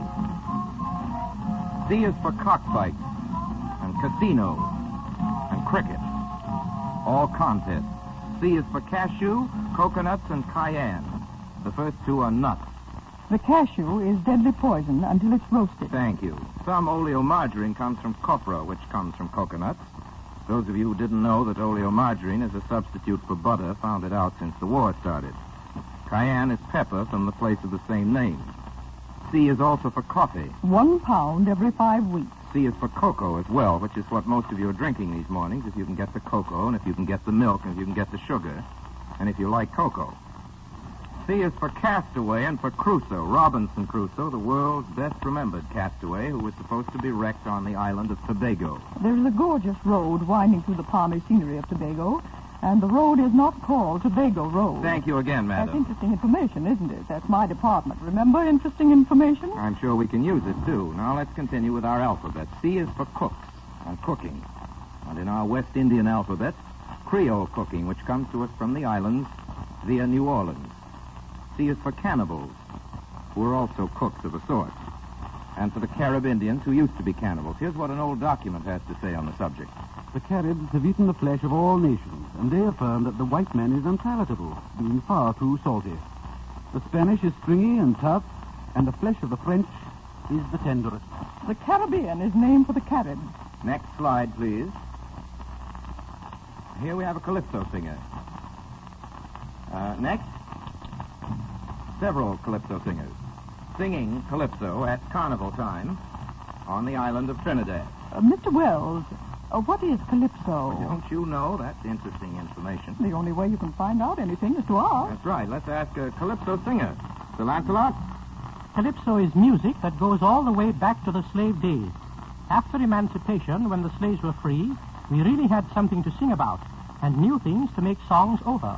Calypso is about everything: love, politics, current events, the government, and love. All people, all occasions. I have written a song for tonight. I will sing it. Please do, Sir Lancelot. First, I will recite it. Sometimes those who do not know Calypso have trouble understanding the words. Trinidad, beautiful land of Airi, land of sunshine and fragrant air, and lovely maidens beyond compare. Believe me, friends, that's the place to be in this magic island across the sea.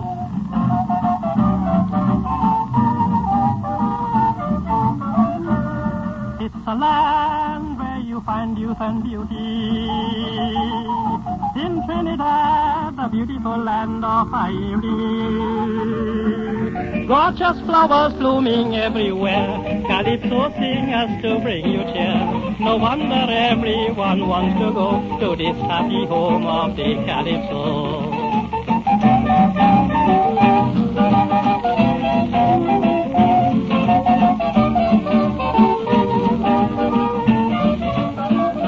In Trinidad, the beautiful land of Airi, we mean to fight for freedom and democracy. With our friendly neighbors in Yankee land, Trinidadians will firmly stand till every last one of tyranny is blown to hell for eternity.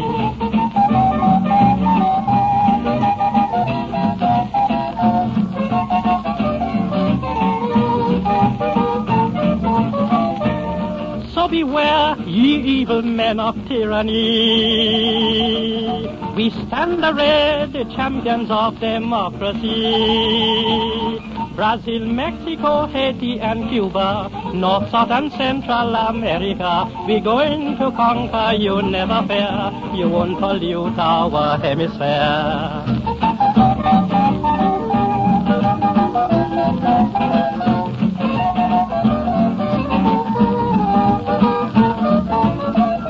Then let us hail the good neighbor policy, for the joy it has brought humanity. Brothers clasping each other's hand, Americans now united stand in justice, honor, and liberty. This is the hope of this century.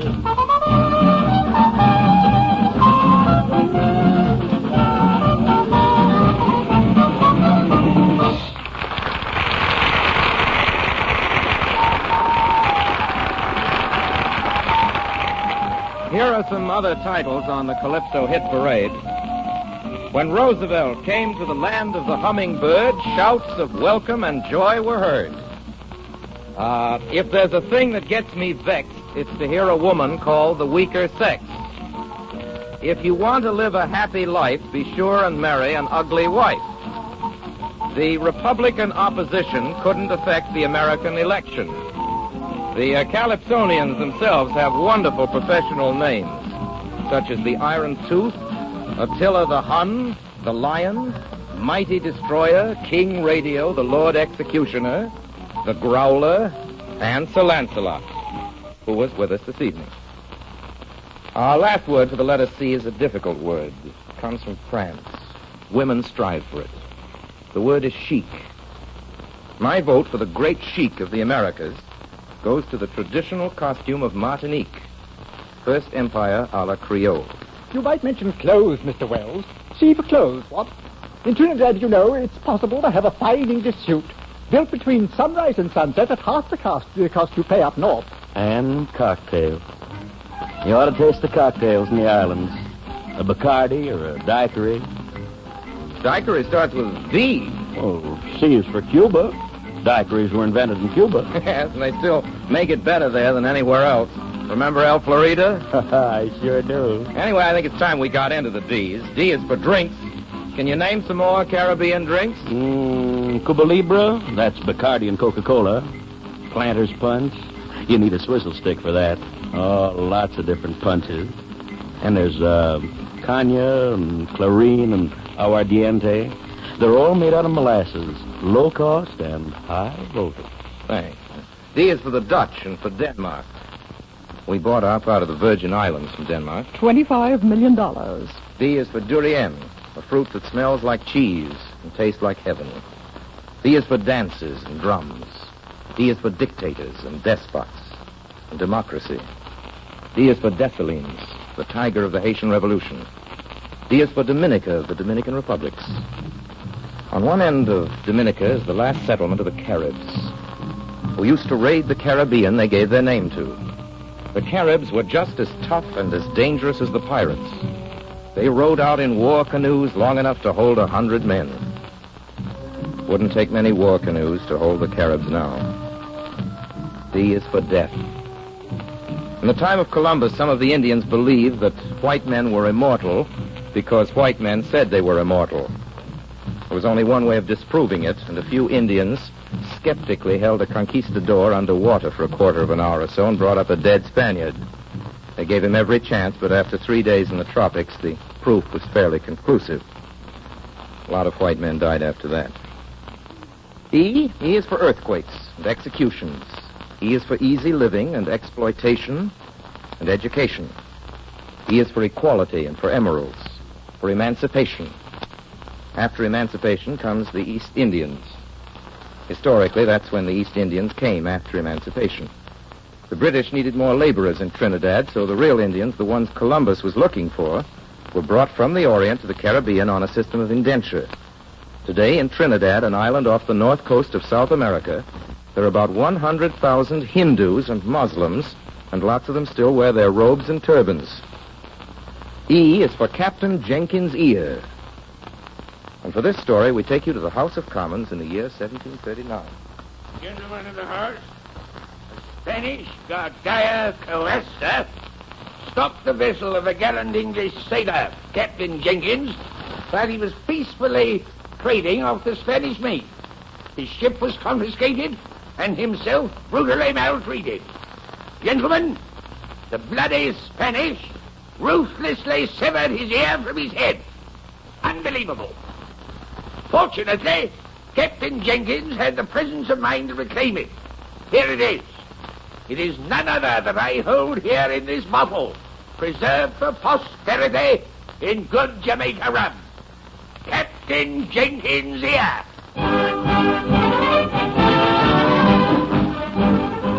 There were those who doubted the exhibit. That an ear was in the bottle could not be questioned, and Captain Jenkins was an Englishman, and he was short an ear. After a lot of excitement, war was declared on June 15, 1739. It is known to history as the War of Jenkins' Ear. F is for fer de lance, the deadliest of all the serpents. They tell the story that some planters on islands where no fer de lance existed imported the snake for the purpose of terrorizing the Negroes and keeping runaways out of the jungle.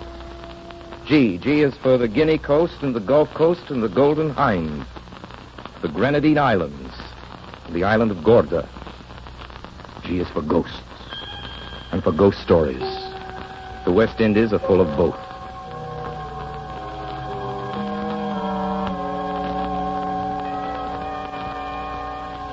In the late 1700s, the Honorable Thomas Chase of Barbados ordered a tomb to be built for the Chase family. A tomb, 12 feet long, 6 feet wide. Let it be sealed with an enormous slab of blue Devonshire marble brought from England. There let me and my descendants rest. 2 of the Chase family died and were placed in a vault. Then one Dorcas Chase died.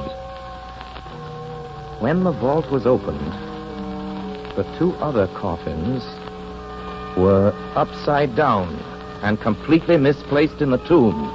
Vandals! Ghouls! But how could anyone have gotten in? Possible. 4 more years, and old Chase himself went to his reward. The great blue marble stone was pushed away from the door by powerful slaves.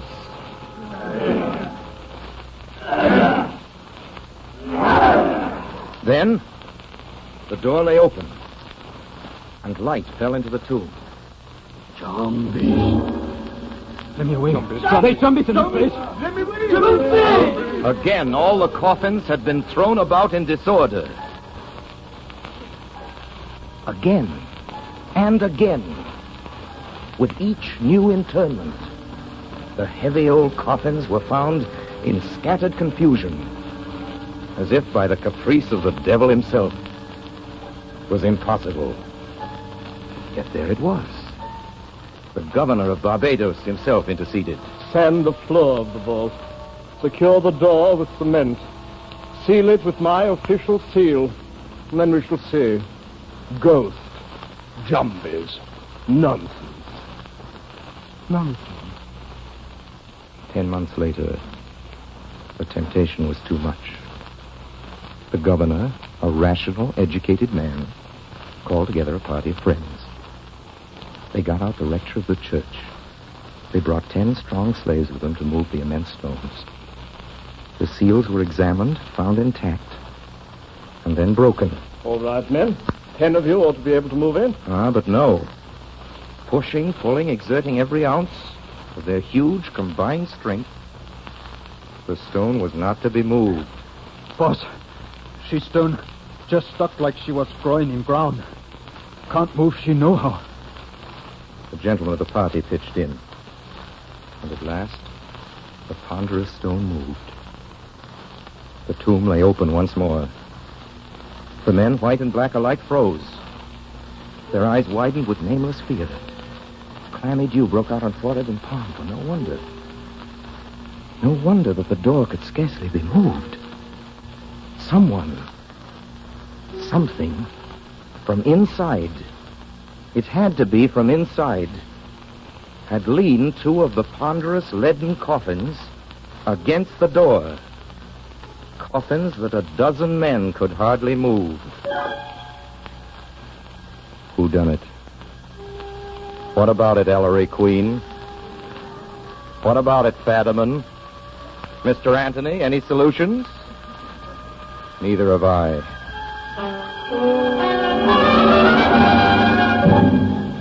G is for gold.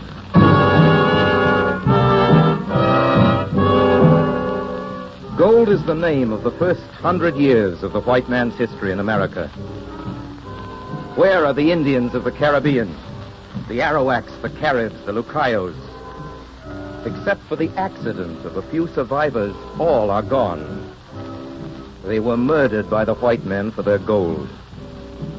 When the Spaniards came to Cuba, Hathaway, cacique of the Arawaks, called his people together. Before them, he placed a calabash filled with gold, and he spoke to them. People of Arawak, this is the god of our enemies. His name is gold. They seek him out every place, and where they find him, they remain. If gold were hidden in the holes of the rocks, they would discover him. If we were to swallow him, they would place their hands in our stomachs and drag him out. Let us cast him into the sea. Perhaps when he is no longer among us, we will be forgotten by them.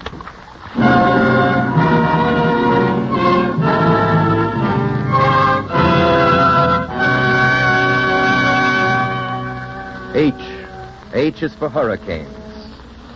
H is for Haiti, for Honduras and Hog Island, and for Havana, the gayest city in America.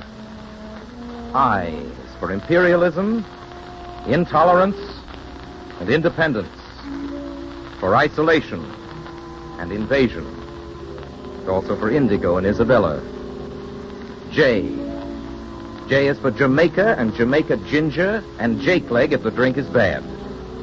J is for justice and jails. And J is for Jumbies, or Maljo, after Maldorco, which is the evil eye. Zombies. Plant horse beans along your fence if you want to keep the zombies away. The zombies won't get you if you wear a piece of rope from the neck of a hanged man. There are many items in the Jumbie rule book. If you want to see a Jumbie, for example, this is what the witch doctor prescribes. Take the humor from the eye of a white horse. A white horse. And put it in your eye. Then you can see Jumbies. And remember, never call anyone's name aloud when he is not present, or the dead will repeat it until that person is no more. Never call anyone's name aloud when he's not present, or the dead will repeat it until that person is no more. Adolf!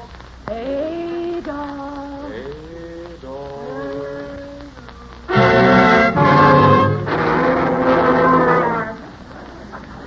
Well, so much for the J's. Now for the K's. Key West. Key West and all the keys in the K's. Keys are little coral reefs, or big ones. Thank you. And K is for Kingston, the principal port of Jamaica, which used to be a suburb of Port Royal. Port Royal was a wicked city, and it came to a bad end. On June 7, 1692, Port Royal was shattered by a terrible earthquake. The city slipped beneath the waves. They do say that the sunken church bells still ring to the movement of the tides. Kingston is no longer a suburb of Port Royal. Thank you.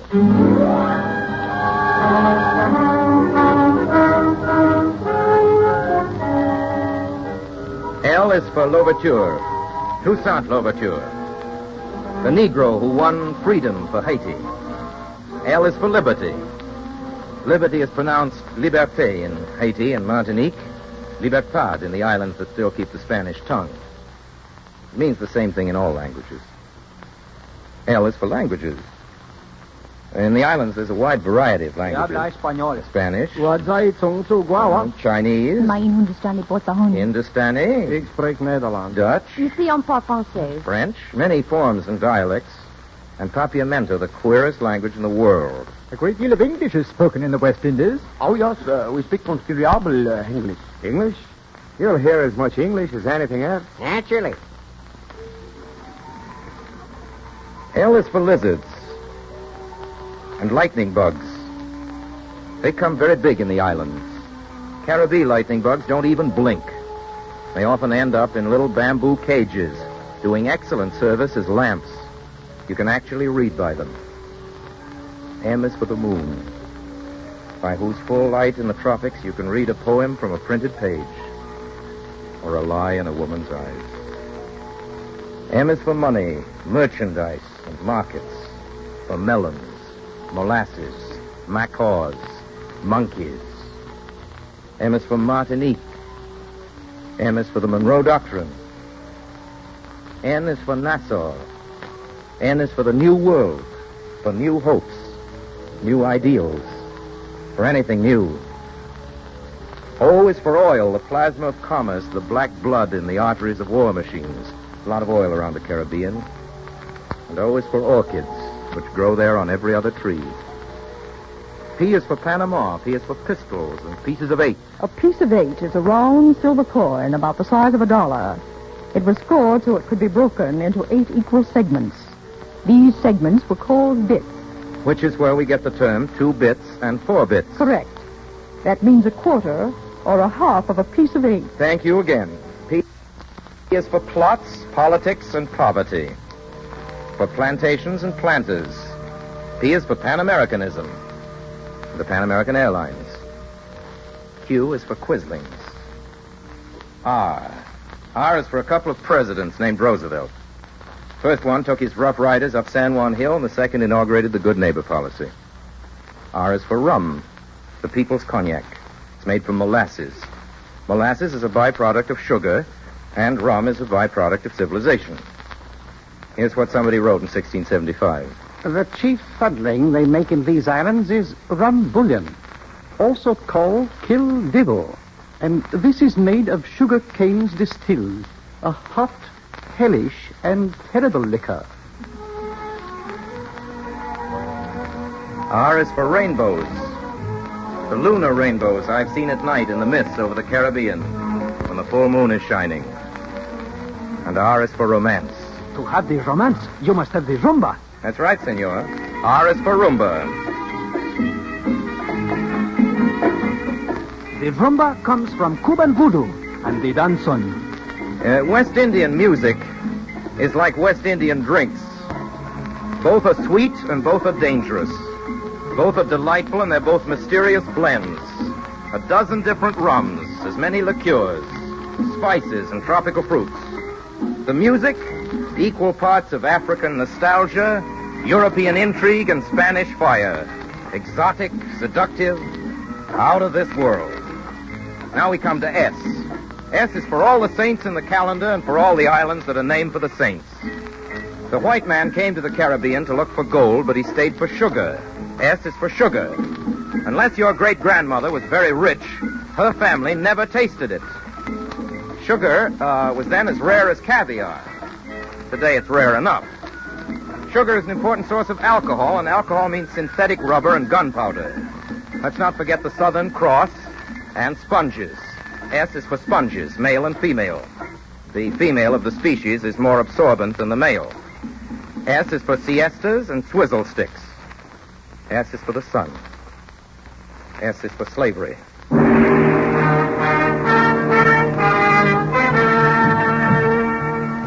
Slavery is a wickedly important part of the story of our hemisphere. Toward the end of the 18th century, the traffic in slaves was big business throughout the capitals of civilized Europe.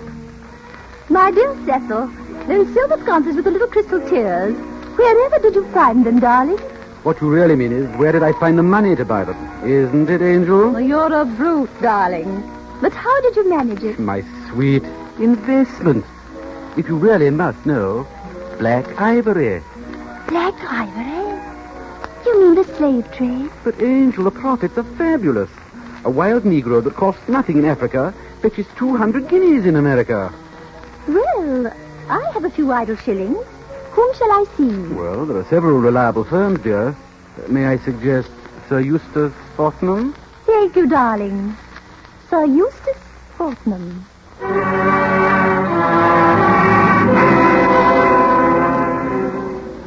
A moonless night. The low-flying scud obscures the bright stars over Africa. 4 ships lie anchored off the Guinea coast. Men, the Black of Oz village is around the next cove. Remember this. A wound on a Moor's body is a wound in your purse. A dead slave is a dead loss. Right, Sir Eustace. Into the boats now, and you blacksmiths see that the chains and shackles be well wrapped in oakum. There bain't nothing like the clanking of a chain to make a wild blackamoor take to his heels. Lively now, and silent to do it.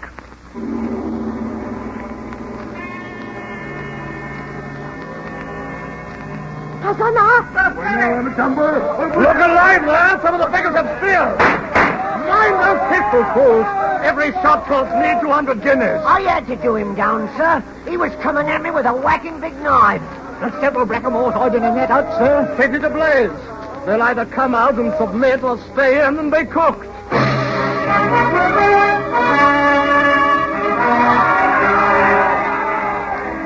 Take care, you smiths. Watch that you don't smash their legs when you drive their shackles home. Here be a little beggar, Captain. Just crawled out of the fire. Took a bad singeing he did afore he give up. He ain't going to survive the voyage all burned like this. Now, what if his ears burned a bit? He's still bringing 100 guineas in America. All right, little monkey. Over here. A small leg iron for this one, Smitty. Oh, bite me, you little heathen. He bit me, Captain. Why, the last little beggar under the fire. Last one out of the fiery furnace. I shall call him Abednego. Shadrach, Meshach, and Abednego. Look, you lad. You, Abednego. Me, master. You? Abednego. I don't like the curls of his lips, sir, the look in his eye. Oh, nonsense. A taste of the cat will take that out of him. Right, sir. Malkin.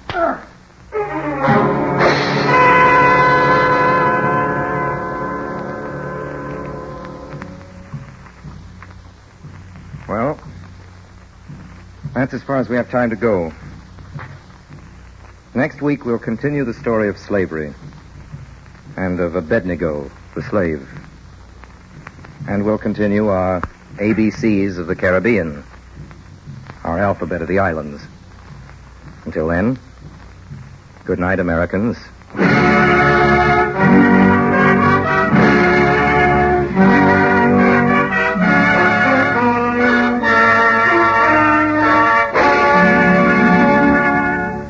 You have been listening to the 5th in a series of programs about the other Americas in which the Columbia Broadcasting System is presenting Orson Welles and the Mercury Theater.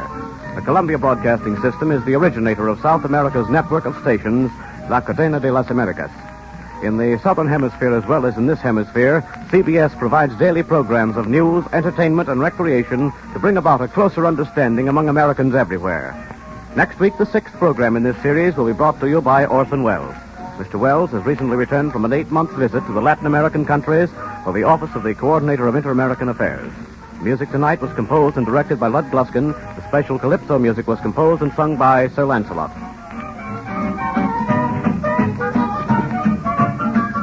Then let us hail the good neighbor policy, for the joy it has brought humanity. Brothers clasping each This other's is the Columbia Broadcasting System. America's now united stand in honor, justice, and liberty. It is the hope of men. Tonight and every Sunday night at this time, the Columbia Broadcasting System presents Orson Welles and the Mercury Theater in a special series of broadcasts about the other Americas.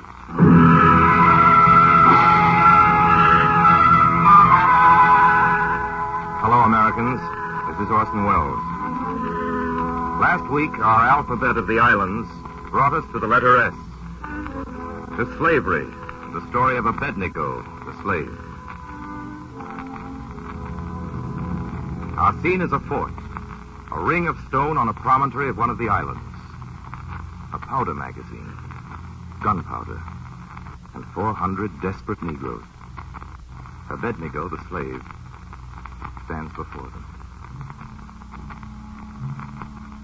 My brothers, fellows in arms, my comrades, I do not like this thing you are to do. I do not like it. I wish I had the words to change your heart. Better than some of you, I know what it is to be free. I was born free in Africa. Who here remembers Africa? They came for us by night, the slavers. Who here remembers such a night?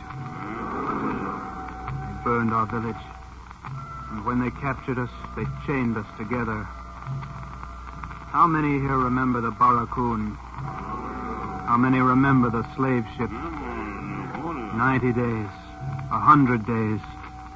We were the cargo, jammed in huddled packs like fish in buckets. From main deck to the bilge, choking layers between decks. How many remember? How many remember the auction block? Hear ye,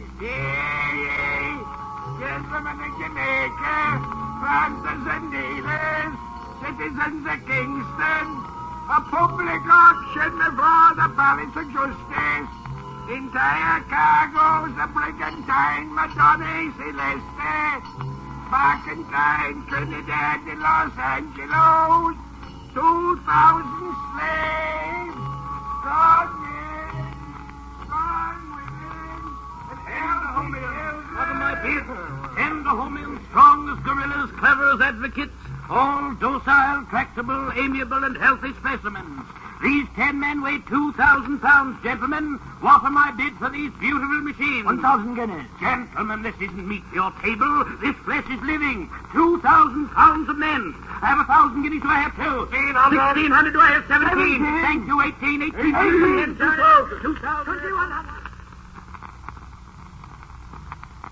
Who can forget the slave block? My brothers, I do not ask you to forget the slave block. I ask you to live and remember it. I will tell you my story. I was lucky. I was sold as a houseboy. I have one left, gentlemen. One left in this lot. Here's a nice boy servant, gentlemen. This one's a Swahili, intelligent and beautiful. A 12-year-old, good teeth and strong. 25 guineas. 25 guineas. Gentlemen. 40 40. 50. 55. Do I hear 60? 60 guineas? 60. 60, make it 70. Make it 70. No. 60 guineas once. Twice. Sold to Sir Barnaby Finch, item 86, 23 Congos, all... Don't be frightened, boy. Speak up. What's your name? Abednego. Oh, the last one out of the fiery furnace there. Abednego. Splendid name, splendid. Well, come along, boy. We'll fit you out with clothing suitable for a gentleman's boy. Blue trousers and a white sash and a red jacket and a red cap for your head. You don't understand what I'm saying, do you, boy? Not a word. Well, we'll soon remedy that. Look, you, Abednego, me, master. Now, who am I? Master. Splendid! Capital! Magnificent!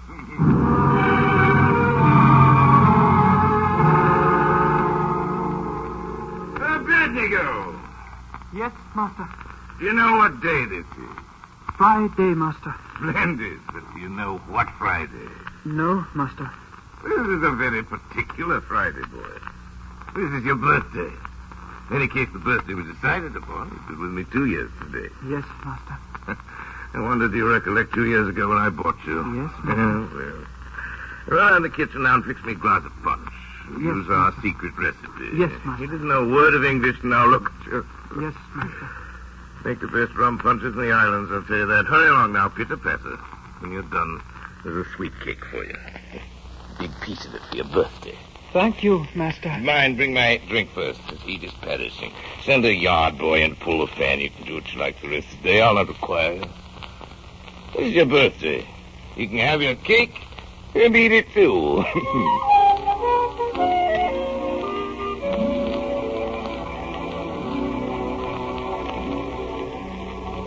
Abednego, fetch me my rug and see how it's cold. Good enough. And don't tuck it in, just loosely over my lap. Now, you can sit down at my feet and tell me what you think of the voyage. Well? Master, who lives on this island we are going to? The French. French people. Master, what are French people like? Oh, there's a poser. On the soul, confidentially, they're a race of barbarians. Their cooking's good, sauce a bit too peppery, though, for my taste. Too peppery. Master, are there black people on this island? Oh, yes, indeed, Abednego. They're dark and comely. Oh, ye daughters of Jerusalem, look not upon them, for the sun has looked upon them. That's from the Song of Solomon, Abednego. Didn't forget to read a chapter in the Bible this morning. Yes, Master. Where are we now? The Book of Ruth, Master. Capital, splendid. Now, quote me a verse from the Book of Ruth. Wheresoever thou goest, I go. Whatsoever thou doest, I do. Thy people shall be my people, and thy gods my gods. Marvelous! Run along the galley on. Fetch some hot water and a nice strongish noggin of hot water. Yes, Master. Abednego, remember a pinch of ginger and a touch of citron. Yes, Master. If you hurry, I'll leave a good full inch in the bottom of the glass. What?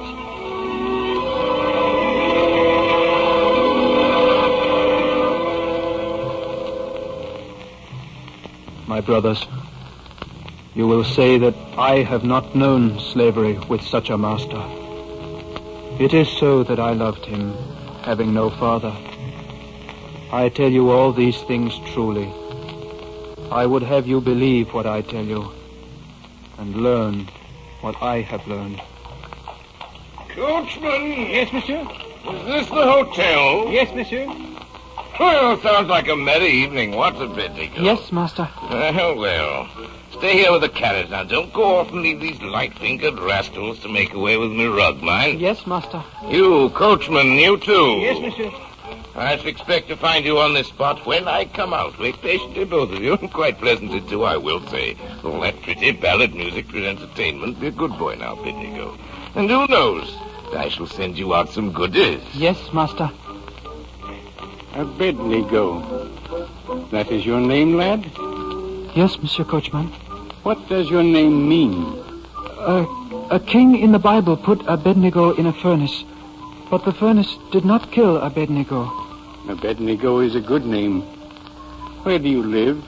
I am the property of Sir Barnaby Finch. Your master is English. God save the king. Do you know what a king is? A king is a kind white man, like my master. It is because of the king that we have houses to live in, and fine clothes to wear, and good things to eat. The king who gives us those things is up there. God? Yes. But God is a dead man. Who told you God was dead? I read books. They killed him with a spear and nailed him to a cross. They call it crucify. God is not dead. Is this the coachman of Sir Barnaby Finch? Yes, Orring. Yeah. So it's your coach the Englishman hired. I am sent out here with sweet cakes for his monkey. I'm not a monkey. No? You do tricks for cake, do you not? He's only a child. He's big enough to swing a machete. Softly, softly. He's big enough to hold a torch. And you are loud enough to bring the gendarme. My blood burns my skin. Bowing and scraping in there. Simpering for green centimes. Hear them dance? Hear that pale, thin music? They'll dance faster when the rudder drums begin to sing. You say too much before the boy. Boy, your master's name is Barnaby, no? Yes, sir. It is Sir Barnaby Finch. I don't like sir. Just Barnaby. Say it, lad. Leave off the sir. Go on. Barnaby. What's yours? Abednego. Now say Barnaby and Abednego. And then say Abednego and Barnaby. Say it. Barnaby and Abednego. Abednego and Barnaby. Look. The stars are still in the sky. The heavens did not fall. Now think about that. Often. There's a little thought I have given you. And when you are wiser, remember who gave you that thought. An unknown waiter. A poor, humble black man named Christophe. Henri Christophe. You should go back to your work, Henri. Eat your sweet cakes, lad. I do not want to eat the sweet cakes. I do not like to be a monkey and do tricks for sweet cakes. I shall throw them on the ground. You eat the cakes, lad. What? You eat the cakes, you hear me? Eat them. They will make you strong. You will prove nothing by going hungry. Remember that, lad. You will prove nothing. When you grow and become wise, remember that. You will prove nothing by dying unless you die fighting.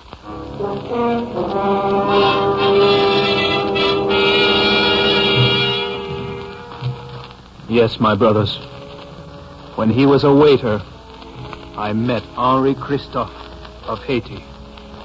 And Pierre Breda, the coachman who spoke to me, is now called Toussaint Louverture. He is a great man. I was a child then, but he taught me much. Much I have passed on to you. Much I would that he could tell you now.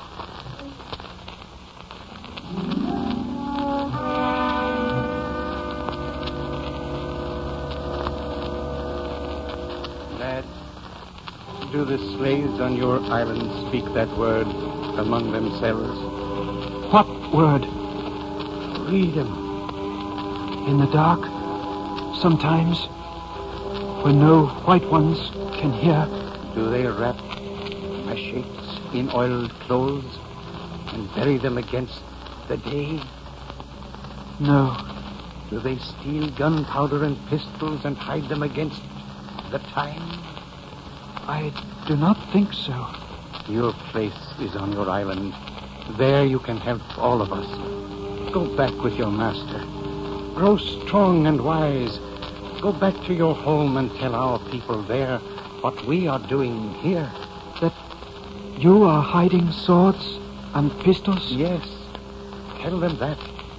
Tell your people about freedom. Tell them to fight for it. But tell them not to fight until they can win.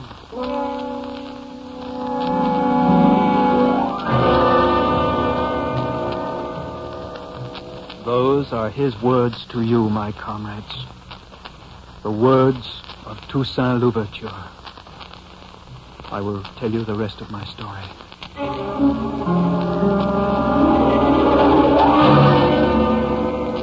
Abednego! Abednego! More bad news, Sir Barnaby. At Barrett's plantation in the south, troops had to shoot 16 more slaves. 16? Frightful loss. Abednego! Coming, Master. Revolution's spreading like a pest. It's that blasted mess in Haiti started it. Toussaint Louverture and Christo. The thing's infectious. Barbarous place, Haiti. I've been there. Food's good, though. Sauce a little bit too peppery for my taste. It's too peppery. These gentlemen are thirsty, boy. Our secret recipe. Yes, Master. Rum punch all around. Yes, Master. My most precious possession. A jewel, gentlemen. Shining black diamond in the rough. It reminds me, you know where I can pick up a likely Swahili wench? Abednego's old enough now to have a wife. Something around 16, 17 years. Well, you don't propose to breed Swahili to Swahili. Why not breed to line for brains, I say? Yes, if you're breeding for carpenters or smiths, but it's better to breed hot blood to cold. I have a good Swahili wench. Oh, here's our drinks, thank heaven. Ganymede himself, approve below. I can let you have that wench of mine for 1/8. Not likely, old boy, to take me for a mark. I know your Swahili. She's 22 at the least and scurfy. Look at mine, gentlemen. Surely it deserves the best of mates. Abednego, keeper of the keys, custodian of the scullery, handmaiden of my bath, valet of my chamber. Ever faithful, patient listener to every vagrant thought. The one creature in the world who never criticizes me, even in the privacy of his thoughts. Do you, Abednego? No, Master. Splendid. Capital. Now, but my boy gets better than that wench of yours. There'll be no scurfy brides for my Abednego.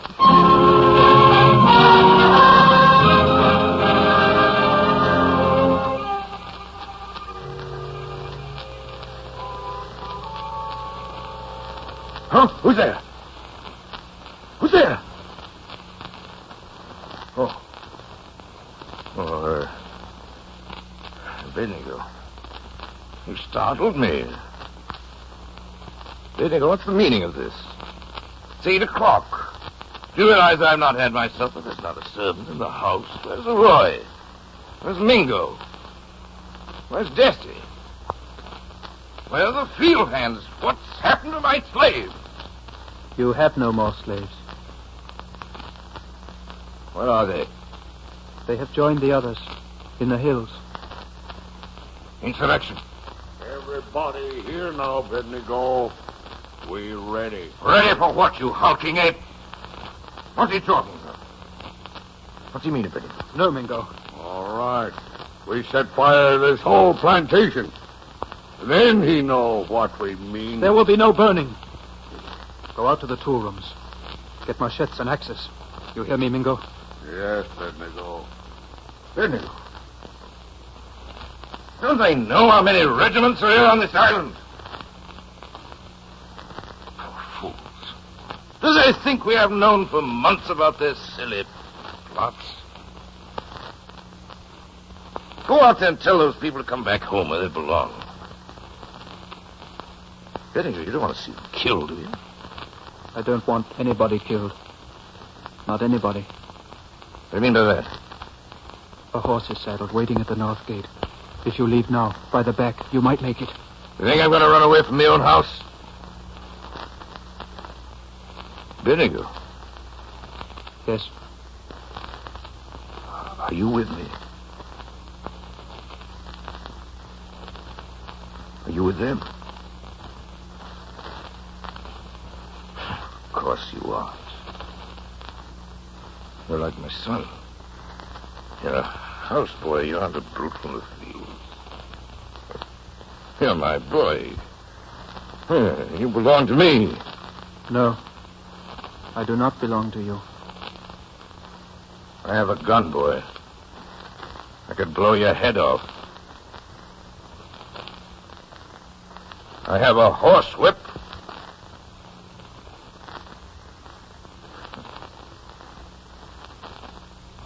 You know I wouldn't use it, Abednego. Not on you. I'll tell you what we're going to do. I'm going to sit down here. Wait for the soldiers. You're going back to the kitchen. Make me a rum punch. Go on, boy. You must leave now, Sir Barnaby. Quick, I hear them coming. Now stay here, boy. Now, back up against that wall. Put down that pistol, white man. Mingo, you fool! Don't you? No! Get out of here. All of you, get out. Go to the place I told you and wait for me. Make haste, Abednego. Soldiers coming here. Get out. Abednego! Yes, sir. I'm bleeding. Bleeding inside, Abednego. Oh, you've been slipping out into the hills at night with the rest of them. And you're just like the others. We're all slaves. I've always been kind to you. You did the best you know.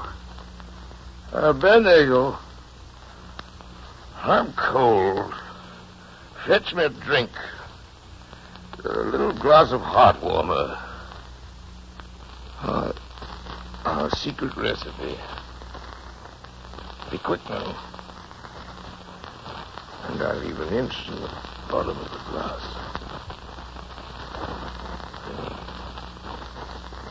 Bottom.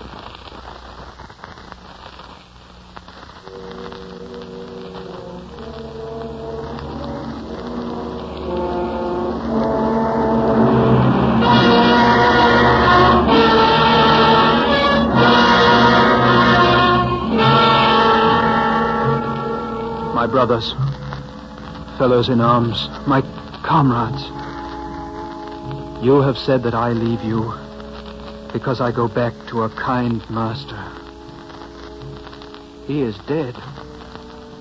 I leave you because I do not like what you are going to do. Abednego, we have no army. 400 are we, and 4,000 soldiers hunting us. What chances are machetes against their muskets? None. No chance at all. That is why I tell you now to hide your machetes. Wrap them in oilcloth and bury them. This that you do will prove nothing. Those are his words. The words of Toussaint Louverture. You will prove nothing by dying, unless you die fighting. Be of good heart, my brothers. Live and grow strong. And someday, all the world will be free.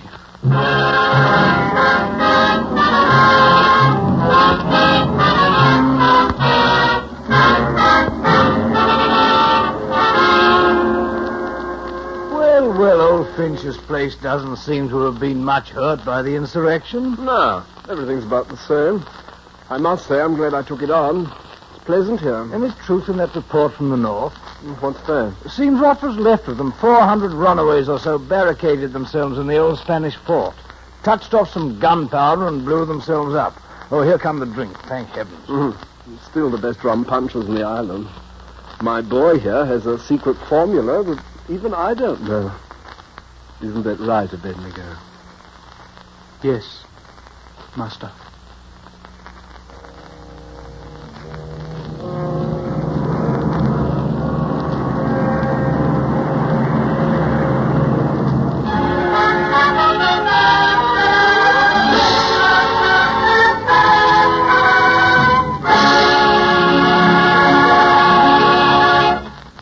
Well, that was the story of Abednego, the slave. We come now in our alphabet of the islands, in our ABCs of the Caribbean, to the letter T. T is for Tabasco. Little of it goes a long way. T is for tourists and the tourist trade in tired feet. U is for union, in which there is strength. Likewise, unions. U is for the United Nations. And V is for victory. V is also for Vespucci, Americus Vespucci, who autographed a map and so named a hemisphere. And V is for volcanoes. May they rest in peace.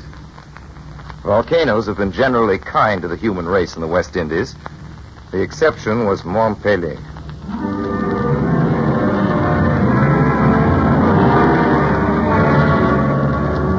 In 1902, Saint-Pierre was the chief city of the island of Martinique. On May 7th, a great thundering was heard from the core of the volcano. But nobody was worried. Pele was harmless. A place for picnics. What? There was even a little lake on its top, and here's what the Saint-Pierre newspaper had to say about it. Montpellier has released its orders. The volcano will henceforth remain indefinitely at peace. The next morning, Just as the clock in the cathedral pointed to 7:43, a gentleman in Fort-de-France on the other side of the island put in a call to a relative in Saint-Pierre. Assuredly nothing is amiss. Montpellier is quiet. There is nothing to be feared. It is a beautiful day. Hello? Hello?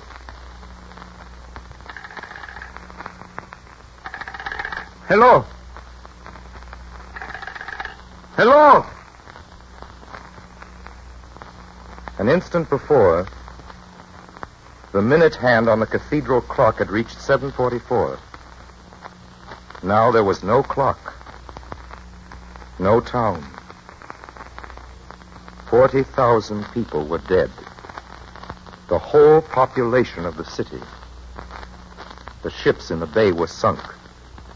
One survived, but the men on its decks were roasted alive. An officer lived to tell what he had seen. The whole side of the volcano had burst open without warning in a storm of living flame. A single man in the entire city was spared.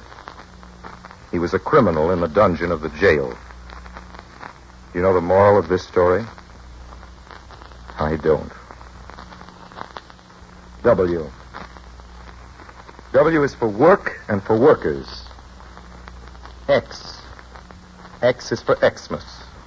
Y is for Yuletide. Christmas, no matter how you say it. No matter how you keep it, Christmas. They have many ways of keeping Christmas in the islands. In all the Americas, we celebrate our greatest holiday with observances, each different from the other, all identical in spirit. Next week, this program celebrates America's celebrations. For now, we must wind up our ABCs of the Caribbean with the letter Z. Z is for everything in the alphabet we didn't have time for. Anything we forgot, everything we left out. Goodbye now. Feliz Navidad. Boas Festas. Merry Christmas to all. And good night, Americans.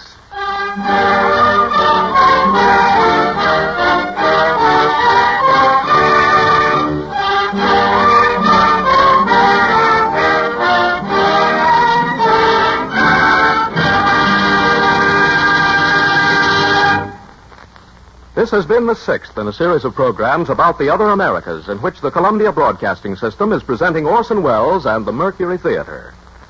The Columbia Broadcasting System is the originator of South America's network of stations, La Cadena de las Americas. In the Southern Hemisphere, as well as in this hemisphere, CBS provides daily programs of news, entertainment, and recreation to bring about a closer understanding among Americans everywhere.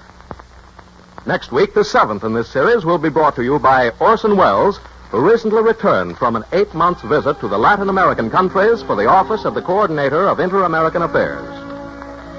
In the cast tonight, Ted Reed played Abednego, Norman Field played Toussaint Louverture, Gerald Moore was Henri Christophe, and Sir Barnaby Finch was played by Orson Welles, who produced the show and wrote the script with John Tucker Battle. Original music was written by Lucien Moraweck, and the orchestra was conducted by Lud Gluskin.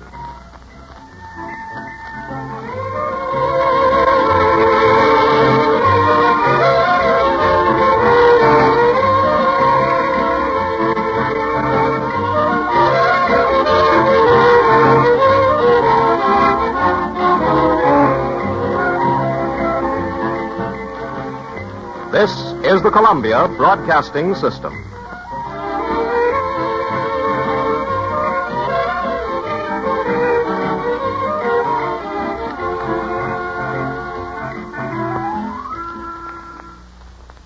That was the first 6 episodes of Hello Americans with Orson Welles.